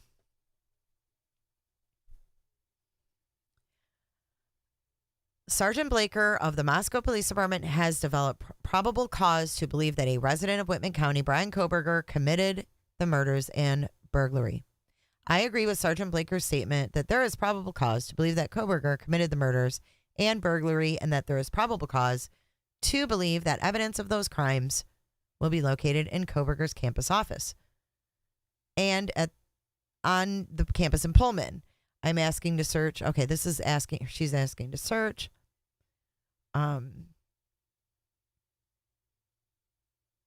Okay, weird. Why is number 45 blanked out? What's exhibit 45? Any images, whether digital or on paper, or any other format, which show Ethan, Kaylee, Xana, Maddie, blank, and or blank blank. Is that 2 people or? Oh, okay. Must be Dylan and Bethany. I thought that was 3 people. I was like, what? Okay, so we know what they were looking for. We read all this. This is the application for the search warrant. And this is where, oh shit. Here we go. Supplemental. This is where we're going to get the new stuff. I have been informed by Detective J.R. Talbot of the Idaho State Police that on November 13th, 2022, a sheath was recovered at the King Road residence under or next. How do they not know if it was under or next? That's retarded. Sorry, I didn't mean to use that word. Next to the body of Madison Mogan. The Idaho State Crime Lab obtained a male DNA suspect profile from the sheath. On December 27, 2022, law enforcement agent officers in Pennsylvania recovered trash that originated from the KOHBERGER family residence. That trash was sent to the Idaho State Crime Lab for testing. On December 28, 2022, the Idaho State Lab reported that DNA was obtained from the trash. A DNA profile was obtained from the trash. It was compared to the suspect DNA profile. The lab personnel concluded that the source of the trash DNA profile was a male and was not being excluded as the biological father of the source of the suspect profile. At least 99.9998% of the male population would be expected to be excluded from the possibility of being the biological father of the source of the suspect profile. Still confuses me about Brian's dad and the DNA. And this is the Creep Town, dude. This is where they're looking for, hey, Scott Briggs. This is where they're looking for his office stuff. And we've read through that. That's not new. But let's see if there's any supplementals. This is them ordering to seal. Hey, Leo. Here is a layout.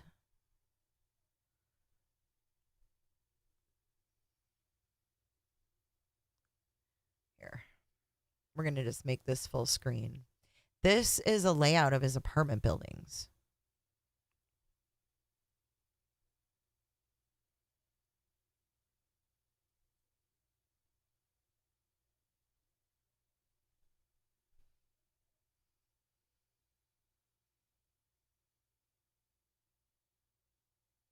Right, Chief. That's what I'm saying. Is he adopted? I mean, let's face it. He doesn't look like his dad at all. Those two do not look like father and son.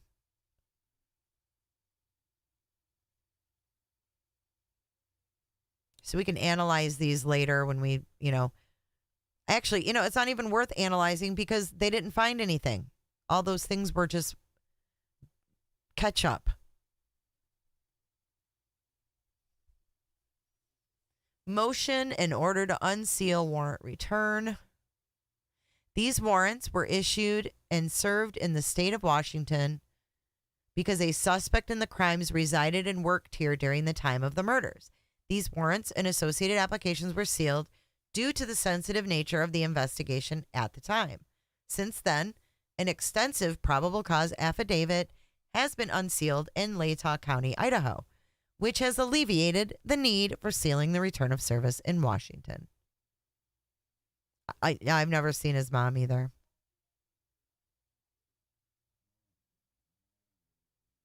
Was he? Thank you, American Princess, for checking that out. I don't remember seeing him until later on, so thank you for looking that up.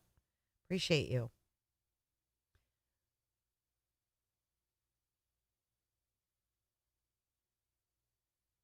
Thank you. I see your comment too.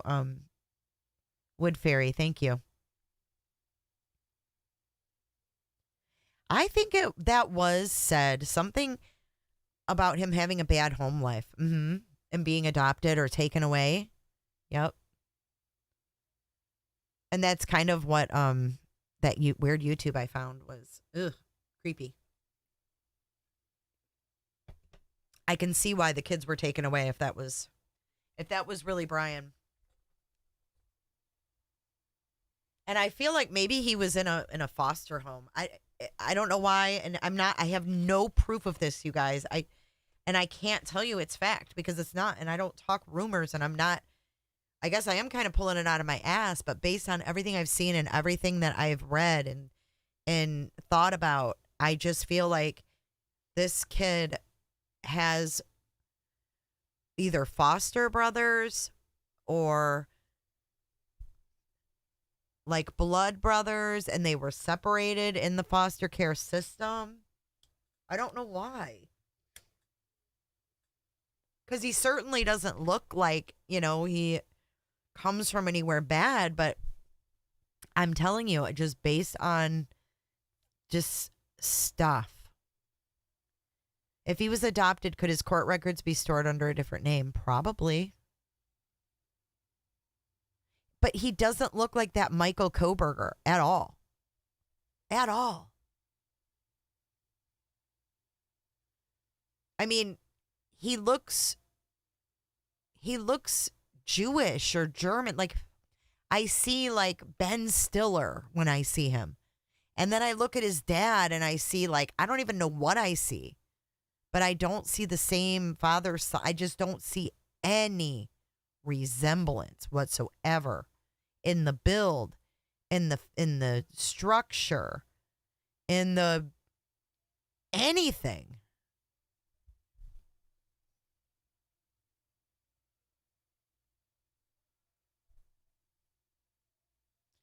Viv, remember you thought he looked like BK's dad, Jay? I did think that cop. Who looked like BK's dad?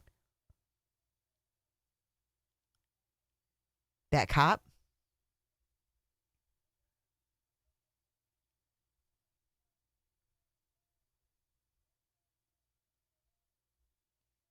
So why is Washington willing to unseal now that, why can't we see the search from their house, from King Road? Or from Pennsylvania? I guess we did see that, didn't we? And that was kind of weird too.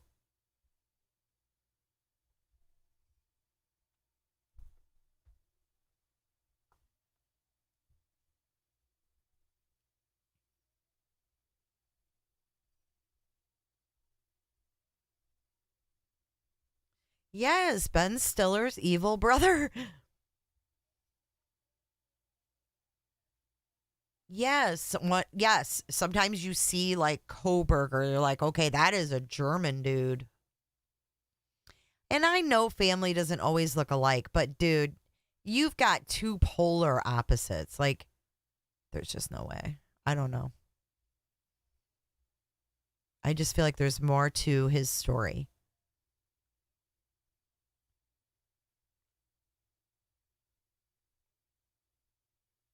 And this is written in pencil. It says redacted. Evidence of those crimes, weapons or other things by means of which a crime has been committed or reasonably about to be committed.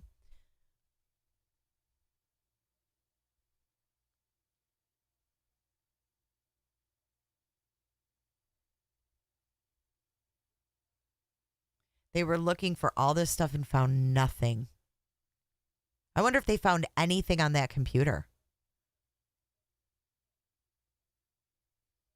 I mean, they took that tower from his... I mean, he leaves the key to a frickin'... He leaves the key to the storage unit just right there on the TV stand. Why does this remind me of Tim McVeigh?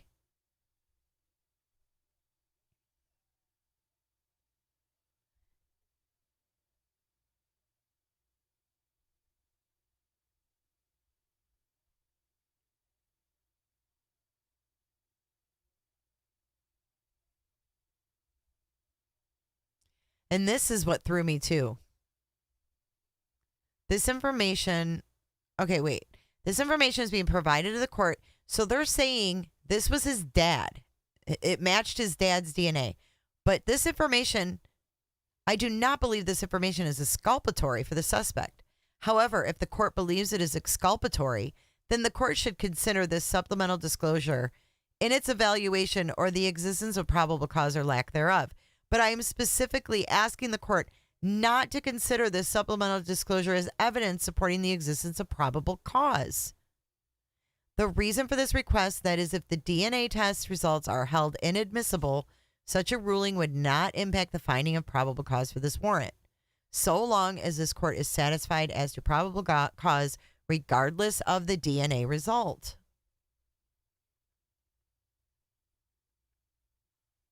It all just fits. Like, they have this narrative and it just all fits together too much. Like Tim McVeigh driving a getaway car with no license plate on it. You're going to drive a freaking getaway car that has no plate and risk getting pulled over after you just built the biggest bomb in U.S. history and detonated it? It doesn't make sense. And if it doesn't make sense, there's usually a reason. All right, let's see if any of this other stuff is new.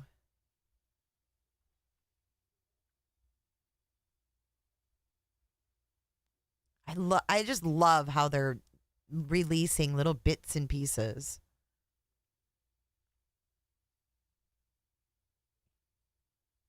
On December 27th, law enforcement agents. So he drove home on the 15th and they didn't get the. What? Wait a minute.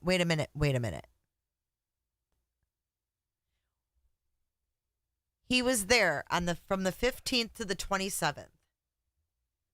They grab the garbage and they can only get his dad's.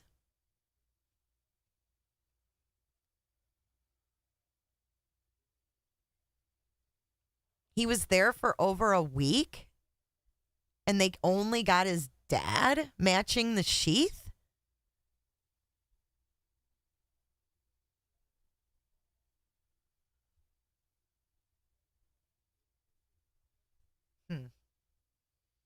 I don't know.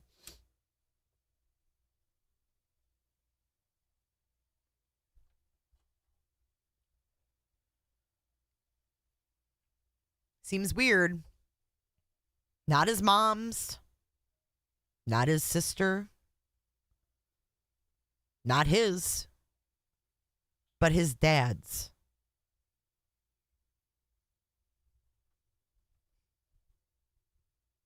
That's always bothered me.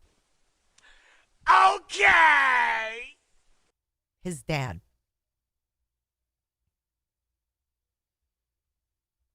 I think all of this is the PCA. I don't think this is new. Let's see.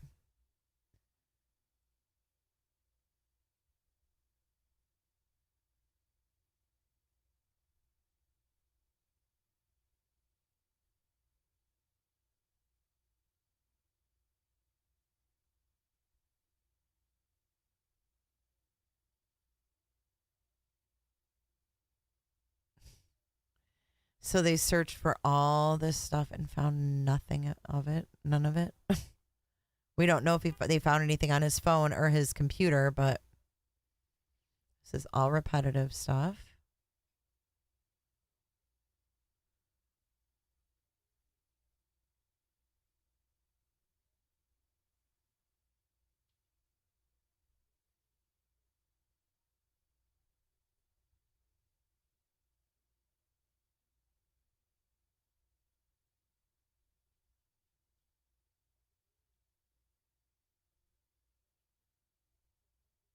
Okay, here, let's read this. This is new. Narrative. On 12/29/22, our department was advised that Prosecutor Dennis Tracy would be writing a warrant for our department to serve regarding the Moscow PD homicide investigation. I was provided copies of the warrant and the application for the warrant to review, as well as a statement from Sergeant Dustin Blaker of Moscow PD, transferring the probable cause to me. Now, another thing to note is that Sergeant Blaker, I don't know if he was a sergeant then, but back in October of 2021, Kaylee Goncalves, Creek town, dude. Kaylee Goncalves, reported seeing a missing person at Walmart, And she called the police, and they showed up at 1122 King Road to take the report. So Sergeant Blaker knew of Kaylee Goncalves in October of 2021.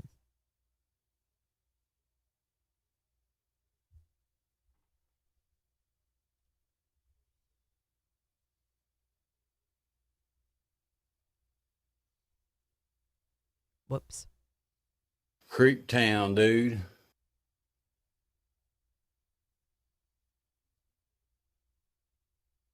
Damn it.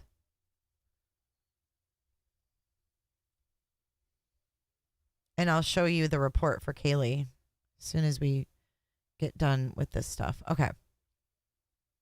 So Blaker had contact with Kaylee in 2021.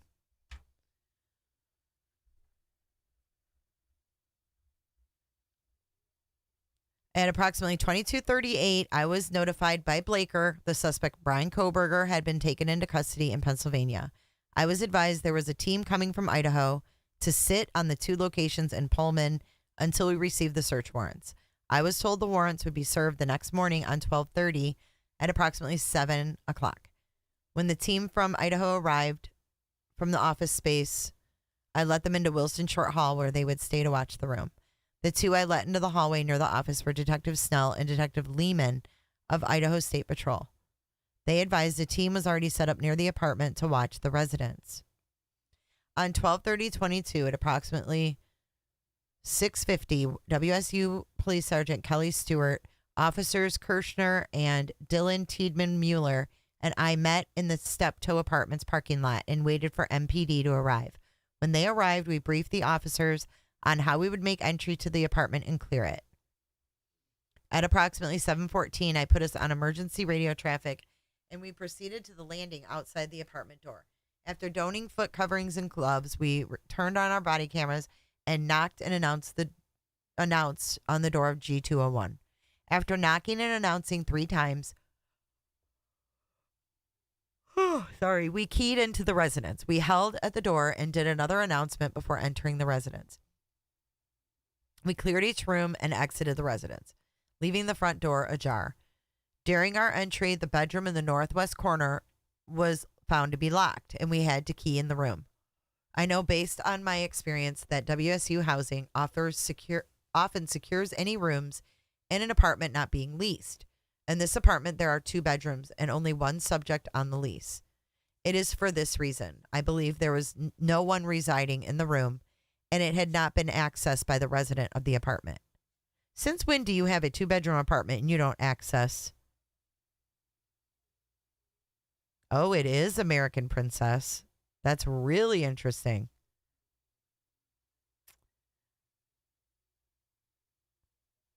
Why would they not let you into the 2nd bedroom?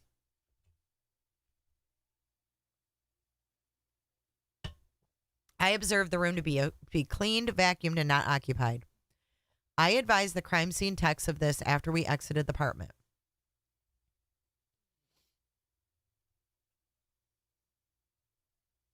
I also observed the room.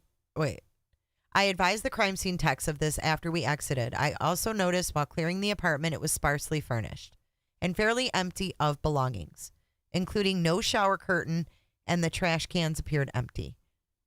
After exiting the apartment, I stayed near the front door observing while Idaho crime scene techs took over documenting the building. When they were ready, I made entry with the team who did the video documentation of the residence. I read the search warrant out loud on my body camera, which was later downloaded to digital evidence. Once they were done filming, we stepped outside so the residents could be photographed and documented.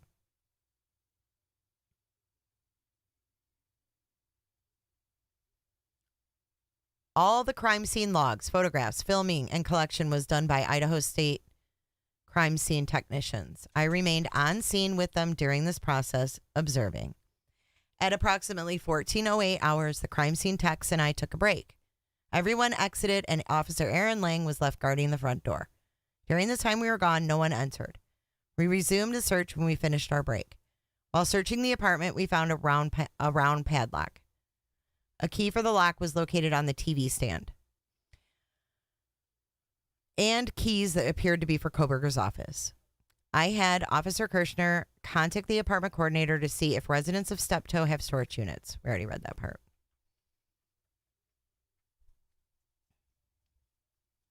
When the search of the apartment was complete, we went to the storage closet. There were cobwebs going into the storage closet, and the floor was dusty. It did not appear the closet had been recently used, and nothing was seized or collected from the closet.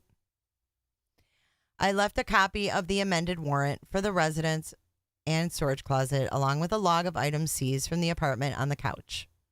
A photograph was taken and downloaded for digital evidence. At 1932, we exited the apartment, secured the residence, and cleared the scene. I transferred all the evidence to WSU Police Department, where it was stored in Evidence Locker 35. All the items remained stored in Locker 35 until they were transferred to the Idaho State Police. After a short break at the station, we proceeded to Wilson Short, room 12. I knocked and announced outside the door. I then keyed into the room and made sure there was no one inside. The warrant was read, and it was documented the room appeared to be fairly empty except for items on one desk, which was labeled as belonging to one of the office mates. The desk, designated as Kohberger's by a drawing of the room on the whiteboard above the desk, was empty. He emptied his desk. When we were finished documenting the room, I secured the door and we cleared. Nothing was seized from the office. Stop. I later realized I did not leave a copy of what samples were collected from the apartment with the warrant and a log of items seized. I later returned to the apartment and attempted to slide the amended log under the door, but the door was sealed too tight to allow the envelope to pass through. I also advised the PA of the issue. On 12/31, I prepared the return of service of search warrant for both the office and the residence. The returns were provided to PA Tracy, who will present them to Judge Libby on 1/3. An order to seal all of the documents was also presented to Judge Libby and was granted. Signed by Dawn Daniels. Supplemental on 1/10/23 at approximately 11:20, I met with the defense attorney and 3 others from her team for Kohberger at this residence. They showed me a piece of paper signed by Kohberger granting permission to enter his apartment, to remove the WSU office keys that had been sitting on the TV stand during the warrant service. At approximately 11:25, I unlocked the door and provided them entry to the apartment. They went to the TV stand and provided me the 2 keys I had recognized as belonging to WSU. The key numbers were U124 and Z261. I later confirmed these keys accessed the office, room 12, and Wilson Short Hall, and other spaces in the Criminal Justice Department of Wilson Short Hall. So, if he was in other areas of Wilson Short Hall, did they check those other areas? Yeah, maybe. Maybe he did get fired.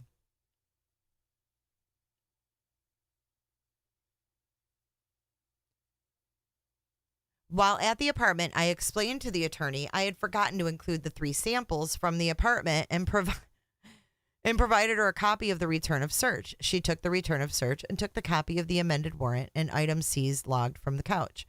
Members of her team took photographs of the apartment and removed a receipt from a cupboard in the bathroom.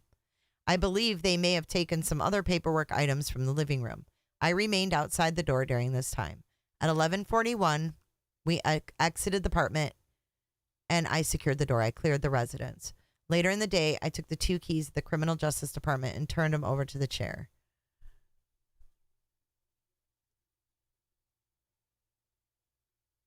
So they were in there from 11:20 to 11:41. They were in there for 21 minutes. He probably took his stuff back with him. It was probably in his car.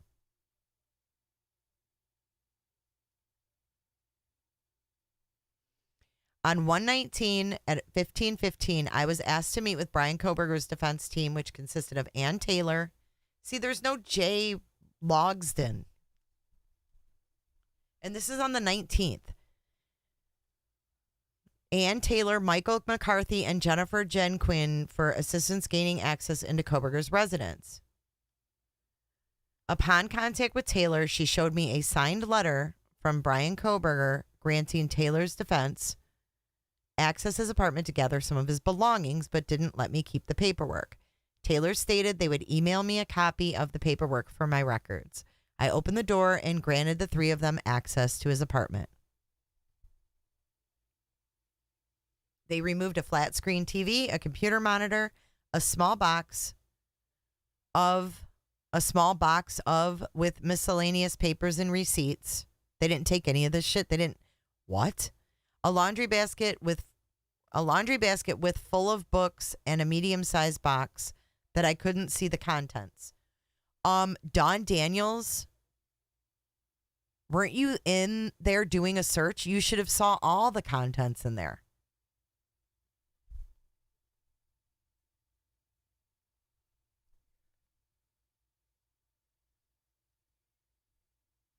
They were in there for 10 minutes and advised I could lock the door after they left. I secured his apartment by locking the deadbolt. Before leaving, I provided Taylor with my card and asked that she send the paperwork they showed me for access to Kohberger's apartment. Taylor told me she would as of 1:24. I haven't received any emails from Taylor or her team.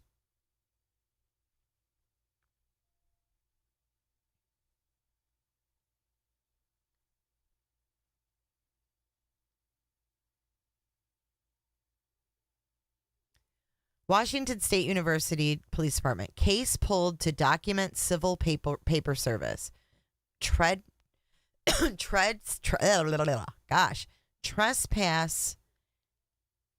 admonition? What's that?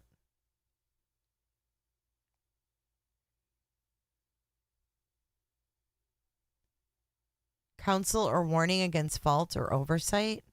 Given to Chief Jenkins to be served to Bryan Kohberger. Papers were sent to the jail in Pennsylvania and served to Kohberger on 12/31 at the Monroe County Jail.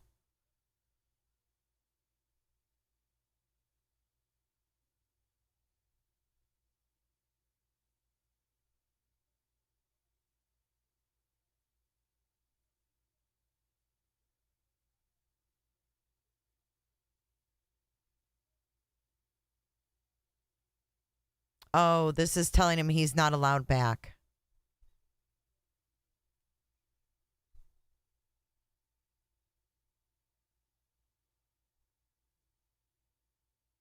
And he signed it in jail. I can't wait to be exonerated. Then why would you sign that? I'd be like, fuck you, I'm coming back to class. If you're innocent, that's it. That's all of them. Now I've got one more thing, and then we'll check the Latah County Jail roster. Since Mandy's here. Hello, Mandy. We'll get that pulled up. It looks like we've got some new guys in here that we haven't seen before. But before we do that, we're going to look at Kaylee Goncalves incident report from 2021.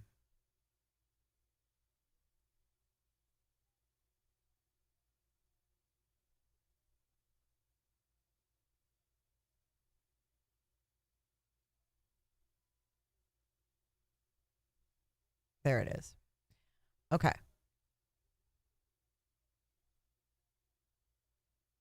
1/12 of 23 was when this was printed. But if you see the date, 10/5 of 21. And the incident was at the Pullman Walmart. Last name Goncalves, first Kaylee, middle J.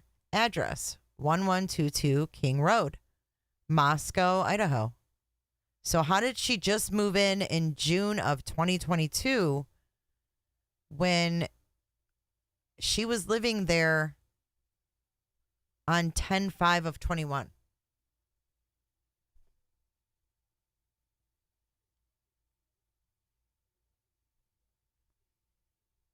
make it make sense.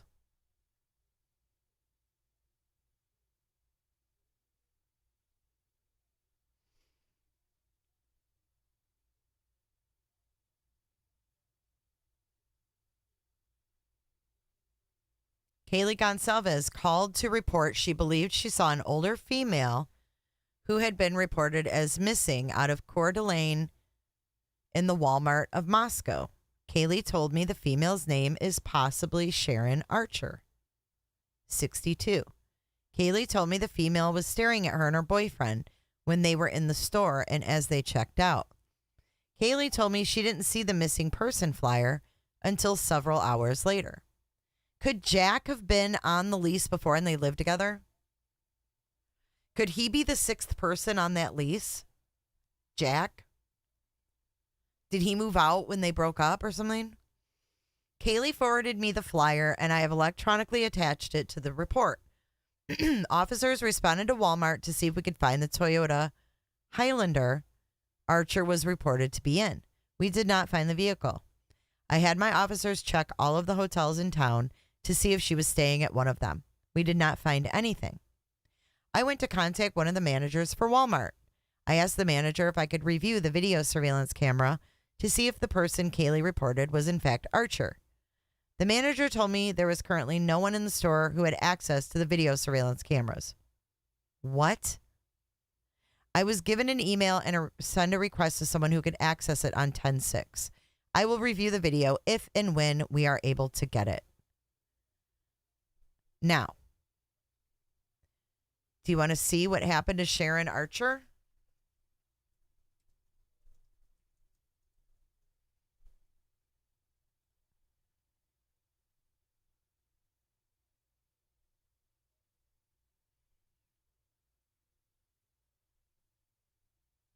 I'll show you what happened to Sharon Archer.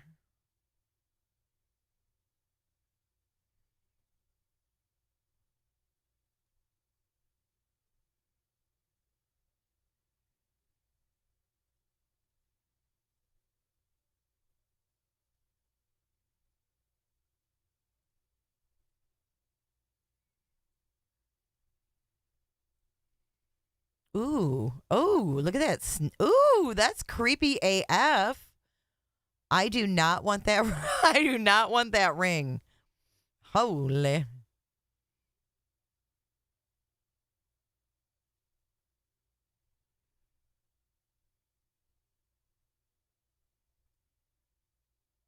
At Papa Murphy's, we build your pizza with... Ooh, I love Papa Murphy's. Shut up. All right. It's going to play after this, but Sharon Archer was found in a car in a body of water. So, very weird. A body and a car have been found submerged in Fernan Lake over the weekend, and police say that the car matches the description of one belonging to a woman who went missing in early October. So Up With Crime has been covering this for several weeks now. This morning, Nicole Hernandez is at Fernan Lake where that car was found. Good morning, Nicole. What have you learned? Yeah, good morning, guys. Like you mentioned, I am live here at Fernan Lake, and Coeur d'Alene police tell us that they actually had somebody call in, say that they saw something white off of this boat dock here. They said they specifically only saw it when the sun was shining on it, glinting in the sunlight. So that's when police responded to that call, and they found a car with a body inside of it. So that car belonged to Sharon Archer. She has been missing for about 1 month. The person who found the car saw a post on Facebook about the search for Archer. That's when they decided to call in what they saw on Saturday. Police found the car about 150 feet from the shore. It was last seen driven by Archer, but police have not at this point identified who the body was inside of that car or the cause of death. So they are still continuing this investigation. We'll make sure to bring you updates as we get any. Live in Coeur d'Alene, I'm Nicole Hernandez. She was found October 25th of 2021.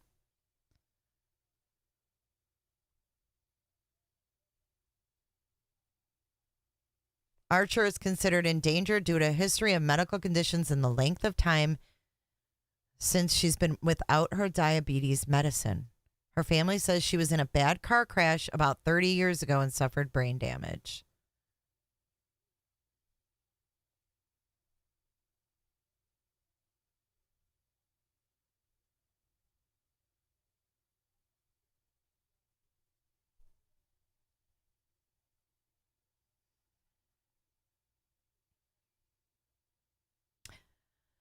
Oh, I know. It's weird, CEO.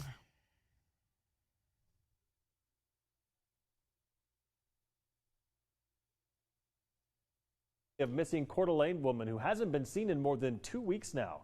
62-year-old Sharon Archer was last seen on September 27th. She is described as 5 feet 10 inches tall, 175 pounds, with brown hair and blue eyes. She was last seen wearing jeans, gray tennis shoes, possibly a black jacket, and a candy-colored brace on her left leg. Archer is considered in danger due to a history of medical conditions and the length of time since she's been without her diabetes medicine. We spoke to her daughter-in-law tonight, who was asking anyone for help in finding Archer, especially local business owners who might have video of her whereabouts. Now we're hoping the community will just help us bring her home. I mean, it's a 50-50 chance there's still a miracle that could happen, but there's a 50. This woman is from Kaylee's hometown as well. She's from Kaylee's hometown of Coeur d'Alene. 50-50 chance that it's been 2 weeks. We're really not going to get very good results. If she is still alive, she's definitely going to be in the hospital. Well, just today, Archer's family received new footage from the Coeur d'Alene Exxon on Appleway Avenue and Government Way and her car heading north. If you have any information on Archer's whereabouts, you are asked to contact the Coeur d'Alene Police Department at that number you can find. And look at the time, 12:22 a.m. Poor lady. Candy-colored brace. I have on no our website, idea. which of course is creme.com. What are they talking about? I don't know. Weird, huh? But Kaylee reported seeing her at the Walmart. So, a year before the murders. All right. This is our grand finale. I know. Candy colored. Ugh. It's weird.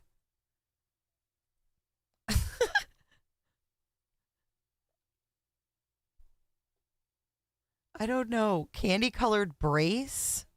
Let me Google it. For shits and giggles.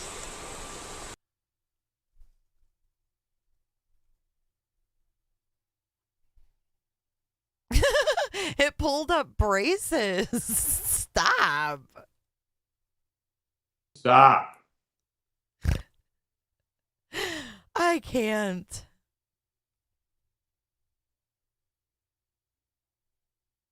I put candy colored brace, and this is what I get.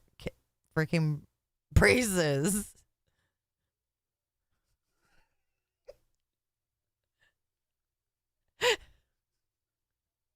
CEO. Hey, prepper.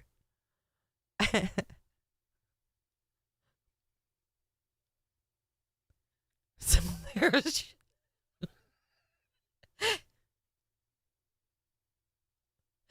That's your explanation.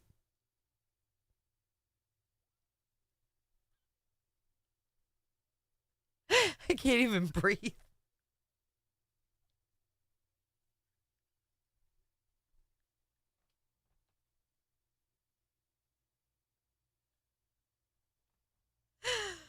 Oh, gosh. La, la, la, la. Oh, geez. I don't know what that means. Grandis. Knee brace Archer.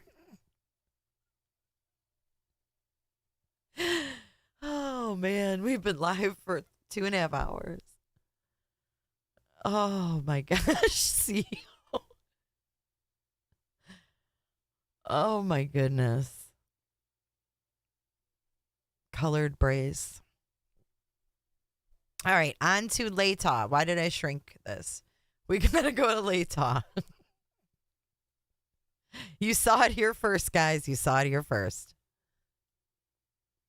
We've got Andrew Paul Adkinson, Nathan Dimmick, Christopher Dressel,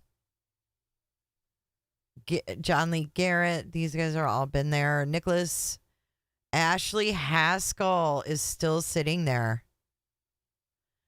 Ashley Haskell. I wonder if Ashley Haskell DoorDashes. Stephen Henderson. Oh, this dude. Jerome Ross Hustis.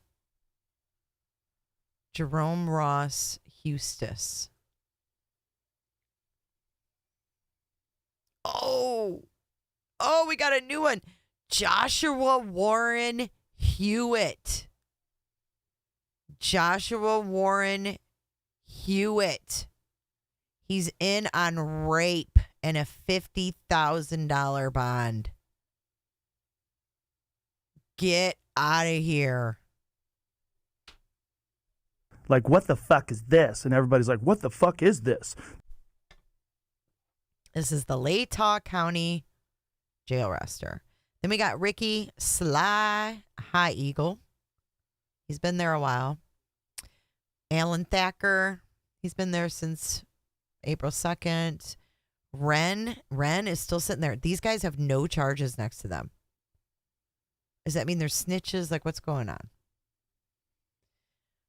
Brian Laverne Shepard. Shelley Lynn Shaw. Samuel Francis Plumer. He's newer. Bronwyn Elise Miles. This is all drugs. This one's new. Callie Ray Massey. Callie Ray Massey had a warrant, no bond. William Lynn, no bond. There's Brian Kohberger and Joshua Harrison Jabeth.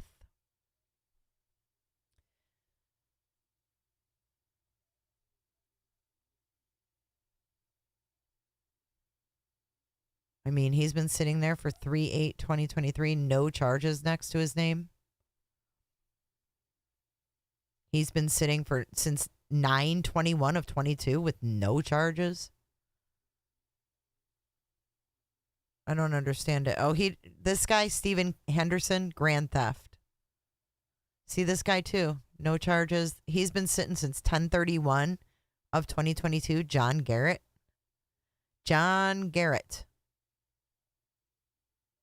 Same with this dude. He's been in jail since 8/6 of 2022. Thank you, Frankie. Let's see who the lucky wiener is. What an awesome way to end the live. Who's our new lounger? Da-da! Jolene. Welcome to the lounge. That was terrible. Sorry about that. All right, guys, I'm calling it a night. Thank you guys for watching, and that was a lot of new info. Thanks so much, Robin, Potato, Shell, Leo, Streamlabs, and all you loungers. Take off that tinfoil hat so you don't look fucking ridiculous. You can only wear it here. So dance it out. Have a great night. I'll see you guys at 10:45 a.m. When this ends, you'll be taken right to the Letitia Live for tomorrow. So I'll see you guys tomorrow. We'll see what happens tomorrow in that case. Thanks, you guys. Dance it out. Roberta. I don't give a damn. I don't really care about you and your problems. All for you, Quartz. All for you, Quartzy. I'm sending them all your way, babe. Bye, guys. Have a good night. I don't give a damn. I don't give a damn. I don't give a damn. I don't give a damn. I don't give a damn. You wanna be with me. You wanna feel something real, but I'm feeling differently. You're making plans to get to friends, but don't wanna face the fact that I ain't got time for that. Staying up late, sleeping all day, dreaming about Cadillacs. Buying new shoes, hanging by the pool, sipping on Coke and Jack. Calling my phone when you feel alone, but I'll never call you back. 'Cause I ain't got time for that. I don't give a damn, I don't really care about you and your problems, I don't give a damn. You talk way too much, I have heard enough about you and your problems, I don't give a damn.